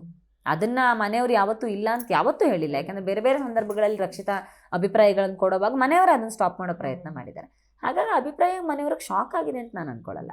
ಓಕೆ, ಸೀಕ್ರೆಟ್ ರೂಮಿಂದ ಧ್ರುವಂತಿಗೆ ಏನಾದ್ರು ಪಾಸಿಟಿವ್ ಆಗಿದೆ ಅಂತ ಅನ್ಸುತ್ತಾ ನಿಮಗೆ? ಯಾಕಂದ್ರೆ ಹೊರಗಡೆ ಸ್ವಲ್ಪ ಅಂದ್ರೆ ಅವರು ಡಿಸಿಷನ್ ತಗೊಳುವಾಗ ಇಲ್ಲ ಏನಾದ್ರು ಹೇಳುವಾಗ ತುಂಬಾ ಆಕ್ಷನ್ ಮಾಡ್ಕೊಂಡು ಡ್ರಾಮ್ಯಾಟಿಕ್ ಆಗಿ ಮಾತಾಡ್ತಾರೆ ಅಂತ ತುಂಬಾ ಜನ ಆಡಿಯನ್ಸಿಗೆ ಅನ್ನಿಸ್ತಾ ಇತ್ತು. ಅಂಡ್ ಸ್ವಲ್ಪ ನೆಗೆಟಿವ್ ತರಾನು ಇತ್ತು ಹೊರಗೆ. ಬಟ್ ಇವಾಗ ಸೀಕ್ರೆಟ್ ರೂಮ್ ಇಂದ ಧ್ರುವಂತಿಗೆ ಪಾಸಿಟಿವ್ ಆಗಿದೆ ಅನ್ಸುತ್ತಾ ನಿಮಗೆ? ಸೀಕ್ರೆಟ್ ರೂಮ್ ಅಲ್ಲಿ ಧ್ರುವಂತ್ ಟೀಮ್ ಮಾಡುವಾಗ ತಗೊಂಡ ಡಿಸಿಷನ್ಸ್ಗಳು ಅವ್ರಿಗೆ ಪ್ಲಸ್ ಆಗಿರ್ಬೋದು ಅಂತ ನಂಗೆ ಅನ್ಸುತ್ತೆ. ಬಿಕಾಸ್ ರಕ್ಷಿತಾ ನನಗೆ ಒಳಗಡೆ ಬಂದಾಗ ಹೇಳ್ತಾಳೆ, ನಾನು ಅಂದೆ ನೀನು ಯಾಕೆ ಹಂಗಿದ್ರೆ ಯಾಕೆ ಅಶ್ವಿನಿ ಮ್ಯಾಮ್ನ ನನ್ನ ಟೀಮ್ಗೆ ಹಾಕ್ದೆ? ಈಗ ನಾನು ಸೇವ್ ಆಗಬೇಕು ಅಂತ ನಿಂಗೆ ಆಸೆ ಇದ್ದಿದ್ರೆ ಯಾಕೆ ಅಶ್ವಿನಿ ಮ್ಯಾಮ್ನ ನಾನು ಅಪೋಸಿಟ್ ಹಾಕಿದೆ, ರಜತ್ನ ನನ್ನ ಟೀಮಿಗೆ ಕೊಟ್ಟು ಅಂತ ಕೇಳಿದಾಗ ಅವಳು ಹೇಳ್ತಾಳೆ, ಅವ್ರು ಹೇಳಿದ್ದು ಧ್ರುವಂತ್ ಅದು ಜಸ್ಟಿಸ್ ಕೊಡಬೇಕು ಅಂತ ಎಲ್ಲ ಟೀಮ್ನು ಇದು ಮಾಡಿ ಜಸ್ಟಿಸ್ ಕೊಡಬೇಕು ಅಂತ ಹೇಳ್ತಾಳೆ. ಕಾವ್ಯ ಟೀಮ್ ಅಂತ ಬಂದಾಗಲೂ ನಾನು ಕ್ವಶನ್ ಮಾಡ್ತೀನಿ, ಯಾಕೆ ಕಾವ್ಯನ ನನ್ನ ಮತ್ತು ರಘು ಸರ್ನ ಕಾವ್ಯ ಟೀಮ್ಗೆ ಹಾಕ್ತೀಯಾ, ನೀನು ಕಾವ್ಯ ನಾಮಿನೇಟ್ ಆಗಬೇಕು ಅಂತಿತ್ತಲ್ವ ಅಂದಾಗಲೂ ಇಲ್ಲ ಅವ್ರು ಬಿಡಲಿಲ್ಲ, ಧ್ರುವಂತ್ ಬಿಡಲಿಲ್ಲ, ಅದು ನ್ಯಾಯ ಆಗಲ್ಲ, ಜಸ್ಟಿಸ್ ಕೊಡಬೇಕು ಅಂತಲೇ ಅವರು ಹಠ ಹಿಡಿದ್ರು. ಹಾಗಾಗಿ ನಂಗೆ ಅದನ್ನು ಇದು ಮಾಡೋಕ್ಕಾಗಲಿಲ್ಲ ಅಂತ ಹೇಳ್ತಾಳೆ. ಸೊ ಹಾಗಿದ್ದಾಗ ಮೋಸ್ಟ್ಲಿ ಎಲ್ಲೋ ಒಂದು ಕಡೆ ನ್ಯಾಯಬದ್ಧವಾಗಿ ಆಡಬೇಕು, ಎಲ್ಲರಿಗೂ ಟೀಮ್ ನ್ಯಾಯಬದ್ಧವಾಗಿ ಡಿವೈಡ್ ಆಗಬೇಕು ಅನ್ನೋ ಯೋಚನೆ ಧ್ರುವಂತ್ ಮಾಡಿರಬಹುದು. ಬಹುಶಃ ಆ ನಿರ್ಧಾರಗಳು ಎಲ್ಲೋ ಒಂದು ಕಡೆ ಅವ್ರಿಗೆ ಪ್ಲಸ್ ಆಗಿರ್ಬೋದು. ಇನ್ನು ನೀವು ಅಶ್ವಿನಿ ಅವ್ರ ಜೊತೆ ಕೂತ್ಕೊಂಡು ಮಾತಾಡ್ತಾ ಹತ್ಕೊಂಡು ಅವ್ರ ಕಡೆಯಿಂದ ಸಾರಿ ಕೇಳ್ತೀರಿ, ಅಂದ್ರೆ ನಾನು ಮಾಡಿದ ತಪ್ಪಾಯ್ತು, ನಾನು ಆ ಥರ ಮಾಡಬಾರ್ದಿತ್ತು, ಏಜ್ನಲ್ಲಿ ನನಗಿಂತ ದೊಡ್ಡವ್ರು ನೀವು ಅಂತ ಹೇಳಿ. ಯಾವ ಕಾರಣಕ್ಕೆ ನಿಮ್ಗೆ ಹಂಗ ಅನ್ಸ್ತು ಅಂತ? ಯಾಕಂದ್ರೆ ಚೈತ್ರ ಅವ್ರು ಏನಾದ್ರು ಒಂದು ಡಿಸಿಷನ್ ತಗೊಂಡ್ರೆ ಅದಕ್ಕೆ ಬದ್ಧವಾಗಿರ್ತಾರೆ. ಅಂಡ್ ನಾನು ಏನಕ್ಕೆ ಮಾಡಿದೆ, ಯಾವ ಕಾರಣಕ್ಕೆ ಮಾಡಿದೆ ಅನ್ನೋದನ್ನ ಕ್ಲಾರಿಟಿ ನಿಮಗೆ ತುಂಬಾ ಚೆನ್ನಾಗಿರುತ್ತೆ. ಬಟ್ ನೀವು ಹೋಗ್ಬಿಟ್ಟು ಅಶ್ವಿನಿ ಹತ್ರ ಸಾರಿ ಕೇಳ್ತೀರಿ ಅಂಡ್ ಅವರು ಕೂಡ ಅದನ್ನೆಲ್ಲ ಮನ್ಸಲ್ಲಿ ಇಟ್ಕೊಂಡೆ ಕ್ಷಮಿಸ್ತಾರೆ. ನಿಮ್ಗೆ ಯಾಕೆ ಹಂಗ ಅನ್ಸ್ತು ಅಂತ? ರೀಸನ್ ಒಂದಂದ್ರೆ ಅದು ಎಂಜಲು ಉಗುಳು ಅಂತ ಒಂದು ಇಶ್ಯೂ ಬರುತ್ತಲ್ಲ, ಅವ್ರು ನನ್ಗೆ ಹಿಂಗ್ ನೀವು ನೋಡಿರ್ತೀರ, ಅವ್ರು ನನ್ನ ಕೈನ ಹಿಂಗೆ ಇಟ್ಕೊಂಡು ಇದ್ ಮಾಡ್ತಾರೆ, ನನ್ನ ಮೇಲೆ ಕಿರ್ಚ್ತಾರೆ. ಕಿರ್ಚೋವಾಗ ಅವ್ರ ಎಂಜಲ್ ನನ್ನ ಬಾಯೊಳಗಡೆ ಬೀಳುತ್ತೆ. ಸೊ ಆ ಕೋಪಕ್ಕೆ ನಾನು ಅವ್ರಿಗೆ ಎಗೇನ್ ಹೋಗಿದ್ದೀನಿ. ಬಟ್ ಆಮೇಲೆ ಕೂತ್ಕೊಂಡು ನಂಗೆ ಯೋಚನೆ ಮಾಡಿ ಅವ್ರು ಇಂಟೆನ್ಷನಲ್ ಮಾಡಿದ್ದಲ್ಲ, ಅವ್ರು ನನಗೆ ಬೈಯೋ ಬರದಲ್ಲಿ, ಅವ್ರು ನನ್ನ ಸೋಲ್ಸೋ ಬರದಲ್ಲಿ ಅವ್ರು ಮಾತಾಡುವಾಗ ಎಂಜಲ್ ಬಿದ್ದಿದ್ದು. ಬಟ್ ನಾನು ಅವ್ರಿಗೆ ವಾಪಸ್ ಉಗ್ದಿದ್ದು ಸರಿಯಲ್ಲ ಅಂತ ನನಗೆ ಅನ್ನಿಸ್ತು. ಮನುಷ್ಯ ಕೋಪ ಬಂದಾಗ ತಪ್ಪು ಮಾಡೇ ಮಾಡ್ತಾನೆ, ಅದನ್ನ ತಿದ್ಕೊಂಡು ಹೋಗ್ಲಿಲ್ಲ ಅಂದ್ರೆ ನಾವು ಮನುಷ್ಯರಾಗಕ್ಕೆ ಆಗಲ್ಲ. ಸೊ ಹೌದು, ನಾನು ಪಕ್ಕಕ್ಕೆ ಉಗಿಬೋದಾಗಿತ್ತು ಅಥವಾ ಎಂಜಿಲ್ ಬಿದ್ದಿದೆ ಅಂತ ಹೇಳ್ಬೋದಾಗಿತ್ತು. ಸೊ ಆ ಕ್ಷಣಕ್ಕೆ ಆ ಹೀಟ್ ಆಫ್ ದ ಮೂಮೆಂಟಲ್ಲಿ ನನ್ನ ಕೋಪ ಬಂತು, ನಾನು ವಾಪಸ್ ಹೋಗಿದೆ. ಸೊ ಅದೆಲ್ಲೋ ಒಂದು ಕಡೆ ನನ್ನ ವ್ಯಕ್ತಿತ್ವ ತಕ್ಕದಾಗಿರೋದಲ್ಲ ಅಂತ ನನಗೆ ಅನ್ನಿಸ್ತು. ಹಂಗಾಗಿ ಸಾರಿ ಕೇಳಿದೆ. ಮತ್ತು ಮನುಷ್ಯ ಸಾರಿ ಕೇಳೋದ್ರಿಂದ ಚಿಕ್ಕವನಾಗಲ್ಲ. ಸೊ ನನಗೆ ಅದು ತಪ್ಪು ಅಂತ ಅನ್ಸುತ್ತೆ, ನಾನು ಸಾರಿ ಕೇಳ್ತೀನಿ. ಅದಕ್ಕೆ ಮತ್ತು ಅದರಿಂದ ಏನೇ ಎಫೆಕ್ಟ್ ಆದರೂ ಕೂಡ ಅದನ್ನು ಫೇಸ್ ಮಾಡೋಕ್ಕೆ ನಾನು ರೆಡಿ ಇರಬೇಕು. ನಾನು ರೆಡಿ ಇದ್ದೀನಿ, ನಾನು ಅದನ್ನೇ ಅವ್ರಿಗೆ ಹೇಳಿದೆ. ಅದರಿಂದ ಏನು ಎಫೆಕ್ಟ್ ಆದರೂ ನಾನು ಅದನ್ನು ಫೇಸ್ ಮಾಡೋಕ್ಕೆ ರೆಡಿ ಇದ್ದೀನಿ, ನಂಗೆ ಅದರಲ್ಲೇನೂ ಬೇಜಾರಿಲ್ಲ. ಬಟ್ ನನಗೆ ಅನಿಸ್ತು, ಬಿಕಾಸ್ ನಾನು ನನ್ನ ಕಣ್ಣಲ್ಲಿ ನೋಡ್ಕೊಂಡಾಗ ನನ್ನ ಆತ್ಮಸಾಕ್ಷಿಗೆ ನಾನು ಮೋಸ ಮಾಡಿದೆ ಅಂತ ಇರಬಾರ್ದು. ನನ್ನ ಆತ್ಮಸಾಕ್ಷಿಗೆ ನಾನು ಕರೆಕ್ಟಾಗಿರ್ಬೇಕು. ನಂಗೆ ಅದು ತಪ್ಪು ಅಂತ ಅನಿಸ್ತು, ನಾನು ಅದನ್ನು ಮಾಡಿದ್ದೀನಿ, ಅದಕ್ಕೆ ನಾನು ಕ್ಷಮೆ ಕೇಳ್ತೀನಿ. ಅದಕ್ಕೆ ನಾನು ಅವರೊಬ್ಬರೇ ಇದ್ದಾಗ ಹೋಗಿ ಕೇಳಿದ್ದು, ಬೇರೆ ಮನೆಯವರೆಲ್ಲ ಇದ್ದಾಗ ಹೋಗಿ ಕೇಳಿಲ್ಲ. ನಂಗೆ ಅಲ್ಲಿಗೆ ನನಗೆ ಆತ್ಮತೃಪ್ತಿ ಸಿಕ್ಕರೆ ಸಾಕು ಅಂತ ಅಷ್ಟೇ. ಓಕೆ, ಇನ್ನ ಈ ವಾರದಲ್ಲಿ ಆದ ಇನ್ನೊಂದು ದೊಡ್ಡ ಗಲಾಟೆ ಅಂತಂದ್ರೆ ಕಾವ್ಯ ಮತ್ತೆ ಅಶ್ವಿನಿ ಅವ್ರದ್ದು. ಇಬ್ರು ಏಕವಚನದಲ್ಲೇ ಬೈದಾಡ್ಕೊಂತಾರೆ. ಅಂಡ್ ಸುದೀಪ್ ಸರ್ ಕೂಡ ಅಶ್ವಿನಿ ಅವ್ರಿಗೆ ವಾರ್ನ್ ಮಾಡ್ತಾರೆ. ನೀವು ಆ ಜಗಳದ ತುಂಬಾ ಹತ್ತಿರದಿಂದ ನೋಡಿದವರು, ನಿಮಗೆ ಏನ್ ಅನ್ಸುತ್ತೆ? ಅವ್ರಿಬ್ರಲ್ಲಿ ಯಾರು ತಪ್ಪು ಅನ್ಸುತ್ತೆ? ಪ್ರಾಬ್ಲಮ್ ಏನಂದ್ರೆ, ನೀವು ಆ ವಿಜುವಲ್ ನೋಡಿದ್ರೆ ನಾನು ಜಗಳ ಆಗೋಗಿರ್ಲಿಲ್ಲ. ಅದು ನೀರೇ ಟಾಸ್ಕ್ ಆಗ್ತಾ ಇತ್ತು. ಫುಲ್ ನಾನು ನೀರು ಪ್ರೊಟೆಕ್ಟ್ ಮಾಡ್ಕೊಳ್ಳೋ ಹಂತದಲ್ಲಿ ಇದ್ದ ಕಾರಣ ಫುಲ್ಲು ಒದ್ದೆ ಆಗೋಗ್ಬಿಟ್ಟಿದ್ದೆ. ಪೂರ್ತಿ ನೀರಿನ ಮೈ ಮೇಲೆ ಚೆಲ್ಲಿತ್ತು. ಸೊ ಬಿಸಿನೀರು ಬರ್ತಿತ್ತು ಅಂತ ಇಮಿಡಿಯೇಟ್ಲಿ ನಾನು ಸ್ನಾನಕ್ಕೆ ಹೋಗ್ಬಿಟ್ಟಿದ್ದೆ. ಸೊ ಸ್ನಾನ ಮಾಡ್ಕೊಂಡು ಬರೋಷ್ಟರಲ್ಲಿ ಇವ್ರ ಗಲಾಟೆ ಎಲ್ಲ ಮುಗ್ದಿದೆ. ಸ್ನಾನ ಮಾಡ್ಕೊಂಡು ಬಂದು ಹೊರಗಡೆ ಫುಲ್ ಬಟ್ಟೆ ಎಲ್ಲ ಒದ್ದೆ ಆಗಿತ್ತು ಅಂತ ಬಟ್ಟೆ ಹೊರಗಡೆ ಒಣಗಾಕೊಂಡು ಬರೋಷ್ಟರಲ್ಲಿ ಇವ್ರ ಕಿತ್ತಾಟಗಳೆಲ್ಲ ಮುಗ್ದೋಗಿದೆ. ಅಲ್ಲಿ ಏನು ಗಲಾಟೆ ಆಗಿದೆ ಅಂತ ಗೊತ್ತಿಲ್ಲ. ಆಮೇಲೆ ಇಮಿಡಿಯೇಟ್ಲಿ ಬಿಗ್ ಬಾಸ್ ಕರೀತಾರೆ, ಇಂಟರ್ಫಿಯರ್ ಆಗ್ತಾರೆ, ಜಗಳ ನಿಲ್ಲಿಸ್ತಾರೆ.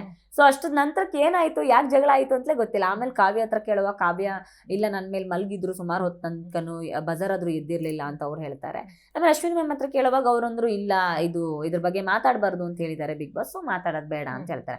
ಸೊ ಆ ಗಲಾಟೆನಲ್ಲಿ ಯಾರ ತಪ್ಪು ಯಾರದಂದ್ರೆ, ನಾನು ಆ ಸಂದರ್ಭದಲ್ಲಿ ಅಲ್ಲಿ ಇಲ್ಲದೆ ಇದ್ದ ಕಾರಣಕ್ಕೆ ಏನು ಮಾತಾಡ್ಕೊಂಡಿದ್ದಾರೆ ಅಂತಲೇ ಗೊತ್ತಿಲ್ಲ. ಒಂದೆರಡೇನೋ ಆವಮ್ಮ ಇವಮ್ಮ ಅಂತ ಹೇಳಿದಕ್ಕೆ ಇವರು ಅಪ್ಪಾಸ್ ಅವ್ರ ತಾಯಿಗೆ ಹೇಳಿದ್ರು ಅನ್ನೋದು ಮಾತ್ರ ಗೊತ್ತಾಯ್ತು. ಅದು ಯಾವ ಮೂಮೆಂಟಲ್ಲಿ ಹೇಳಿದ್ರು, ಯಾವ ಇಂಟೆನ್ಸಿಟಿಲಿ ಹೇಳಿದ್ರು ಅಂತ ನಂಗೆ ಗೊತ್ತಿಲ್ಲ. ಹಂಗಾಗಿ ನಾನು ಅದನ್ನೇ ಹೇಳಿದೆ, ಇಷ್ಟೆಲ್ಲ ಗಲಾಟೆ ನನ್ನ ನಡುವೆ ಇಲ್ಲೊಂದು ಗಲಾಟೆ ಆಗಿದೆ, ನಂಗೆ ಗೊತ್ತಾಗ್ಲಿಲ್ವಲ್ಲ ಅಂತ ನಾನು. ಅಶ್ವಿನಿ ಅವರು ವೀಕೆಂಡ್ ಅಲ್ಲಿ ಹೇಳ್ತಾರೆ, ಅಂದ್ರೆ ಕಾವ್ಯನ್ ಮೇಲೆ ನಾನು ಕೂತ್ಕೊಂಡೆ ಅಂತ ಹೇಳಿ, ಕಾವ್ಯ ನನಗೆ ಅಶ್ವಿನಿ ಅಂದ್ರೆ ಮೋಸ, ಮೋಸ ಅಂದ್ರೆ ಅಶ್ವಿನಿ ಅಂತ ಹೇಳ್ತಾರೆ. ಇವಾಗ ನಾನು ಅವ್ರ ಮೇಲೆ ಕೂತ್ಕೊಂಡು ಭಾರ ಬಿಟ್ಟಿದ್ದನ್ನ ಹೇಳ್ಬೇಕು ಅವರು. ಅಂದ್ರೆ ಬಜಾರ್ ಆದ್ಮೇಲೆ ನನಗೂ ಸ್ವಲ್ಪ ಟೈಮ್ ಬೇಕಾಗುತ್ತೆ ಎದ್ದೇಳೋದಕ್ಕೆ. ಆ ಟೈಮಲ್ಲಿ ನಾನು ಸ್ವಲ್ಪ ಭಾರ ಬಿಟ್ಟು ಎದ್ದಿದ್ದೀನಿ, ಅದನ್ನ ಹೇಳ್ಬೇಕಿತ್ತು ಅವರು. ಬಟ್ ನಾನು ಆಟನೇ ಮೋಸ ಅಂತಂದಿದ್ದು ಎಷ್ಟು ಮಟ್ಟಿಗೆ ಸರಿ ಅಂತ ಹೇಳ್ಬಿಟ್ಟು. ನಿಮಗೆ ಏನ್ ಅನ್ಸತ್ತೆ ಅದ್ರ ಬಗ್ಗೆ ಅಂತ? ಅದೇ ಅಂದ್ರೆ ಏನ್ ಗೊತ್ತಾ, ಕಂಟೆಸ್ಟೆಂಟ್ಸ್ ಗಳಿಗೆ ಒಳಗಡೆ ಒಂದಷ್ಟು ಅಭಿಪ್ರಾಯ ಫಾರ್ಮ್ ಆಗಿರುತ್ತೆ. ಡೇ 1 ಇಂದ ಇದ್ದವ್ರಿಗೆ ಇವ್ರು ಹಿಂಗೆ ಅನ್ನೋ ಒಂದಷ್ಟು ಅಭಿಪ್ರಾಯ ಫಾರ್ಮ್ ಆಗಿರುತ್ತೆ. ಸೊ ಹಂಗೆ ಫಾರ್ಮ್ ಆಗಿದ್ದಾಗ ಅದೊಂದಷ್ಟು ಬ್ಯಾಕ್ಲಾಗ್ ಕ್ಯಾರಿ ಆಗ್ಬೋದು, ನಾನು ಇಲ್ಲ ಅಂತ ಹೇಳೋದಿಲ್ಲ. ಆ ಕಾರಣಕ್ಕೆ ಅವ್ರು ಹೇಳಿದ್ರೆ ಏನೋ ಗೊತ್ತಿಲ್ಲ. ಈಗ ನನಗೂ ಕೂಡ ಬೇಜಾರಾಗಿದೆ. ಈಗ ಬೇರೆಯವ್ರು ಕಮೆಂಟ್ ಪಾಸ್ ಮಾಡೋ ಬೇಜಾರಾಗಿ ಆಗುತ್ತೆ. ಆ ಬೇಜಾರಿಗೆ ಮಾತಿಗೆ ಮಾತು ಬೆಳೆಯುತ್ತೆ, ಜಗಳ ಆಗತ್ತೆ. ಸೊ ಅವ್ರು ಅದನ್ನು ಕ್ಯಾರಿ ಮಾಡಿದ್ದು ಎಷ್ಟು ಸರಿ ಅದು ನನಗೆ ಗೊತ್ತಿಲ್ಲ. ಬಟ್ ಅದಕ್ಕೆ ತಕ್ಕಂಗೆ ಇವ್ರು ಮಾತಾಡಿದ್ದು ಕೂಡ ಸರಿಯಾ, ಯಾಕಂದರೆ ಅವ್ರು ಯಾವ ಅರ್ಥದಲ್ಲಿ ಹೇಳಿದ್ರು, ಇವರು ಆವಮ್ಮ ಅಂತ ಏನು ಹೇಳಿದ್ರು, ಯಾವ ಕಾರಣಕ್ಕೆ ಹೇಳಿದ್ರು, ಅದೆರಡು ನಂಗೆ ಗೊತ್ತಿಲ್ಲದೆ ಇರೋ ಕಾರಣಕ್ಕೆ ನಾನು ಅದ್ರ ಬಗ್ಗೆ ಕಮೆಂಟ್ ಮಾಡೋದು ಸರಿ ಆಗಲ್ಲ. ಓಕೆ, ಲಾಸ್ಟ್ ವೀಕಲ್ಲಿ ಅಶ್ವಿನಿ ಅವ್ರ ಪರ್ಫಾರ್ಮೆನ್ಸ್ ಕೂಡ ತುಂಬಾ ಚೆನ್ನಾಗಿತ್ತು. ಬಟ್ ಹೈಲೈಟ್ ಆಗಿದ್ದು ಮಾತ್ರ ಕಾವ್ಯ ಅವರು ಅನ್ನೋದು ಒಂದಷ್ಟು ಜನಗಳ ಅಭಿಪ್ರಾಯ. ನಿಮ್ಗೆ ಏನ್ ಅನ್ಸತ್ತೆ? ಇರ್ಬೋದು, ಯಾಕಂದ್ರೆ ಒಂದೇ ಟಾಸ್ಕ್ ರಘು ಸರ್ ಎದುರುಗಡೆ ಆಡಿದ್ದು. ಏನಾಗುತ್ತೆ, ನೀವು ಪರ್ಫಾರ್ಮೆನ್ಸ್ ಚೆನ್ನಾಗಿರುತ್ತೆ ಅನ್ನೋದಕ್ಕಿಂತ ನೀವು ಯಾರ ಎದುರುಗಡೆ ಹೋರಾಡ್ತಿದ್ದೀರಾ ಅನ್ನೋದು ಮ್ಯಾಟ್ರ್ ಆಗುತ್ತೆ. ಈಗ ಅಶ್ವಿನಿ ಮತ್ತೆ ನಾನು ಇದ್ದಾಗ ಅವ್ರು ಫಿಸಿಕಲಿ ಹೇಗಿದ್ದಾರೆ, ನಾನು ಫಿಸಿಕಲಿ ಹೇಗಿದ್ದೀನಿ ಅಂದಾಗ, ಸೊ ನೀವು ಯಾರ ಜೊತೆ ಆಟ ಆಡ್ತಿದ್ದೀರಾ ಅನ್ನೋದು ಮ್ಯಾಟ್ರ್ ಆಗುತ್ತಲ್ವ. ಕಾವ್ಯ ಆಟ ಆಡ್ಸಿದ್ದು ರಘು ಸರ್ನ.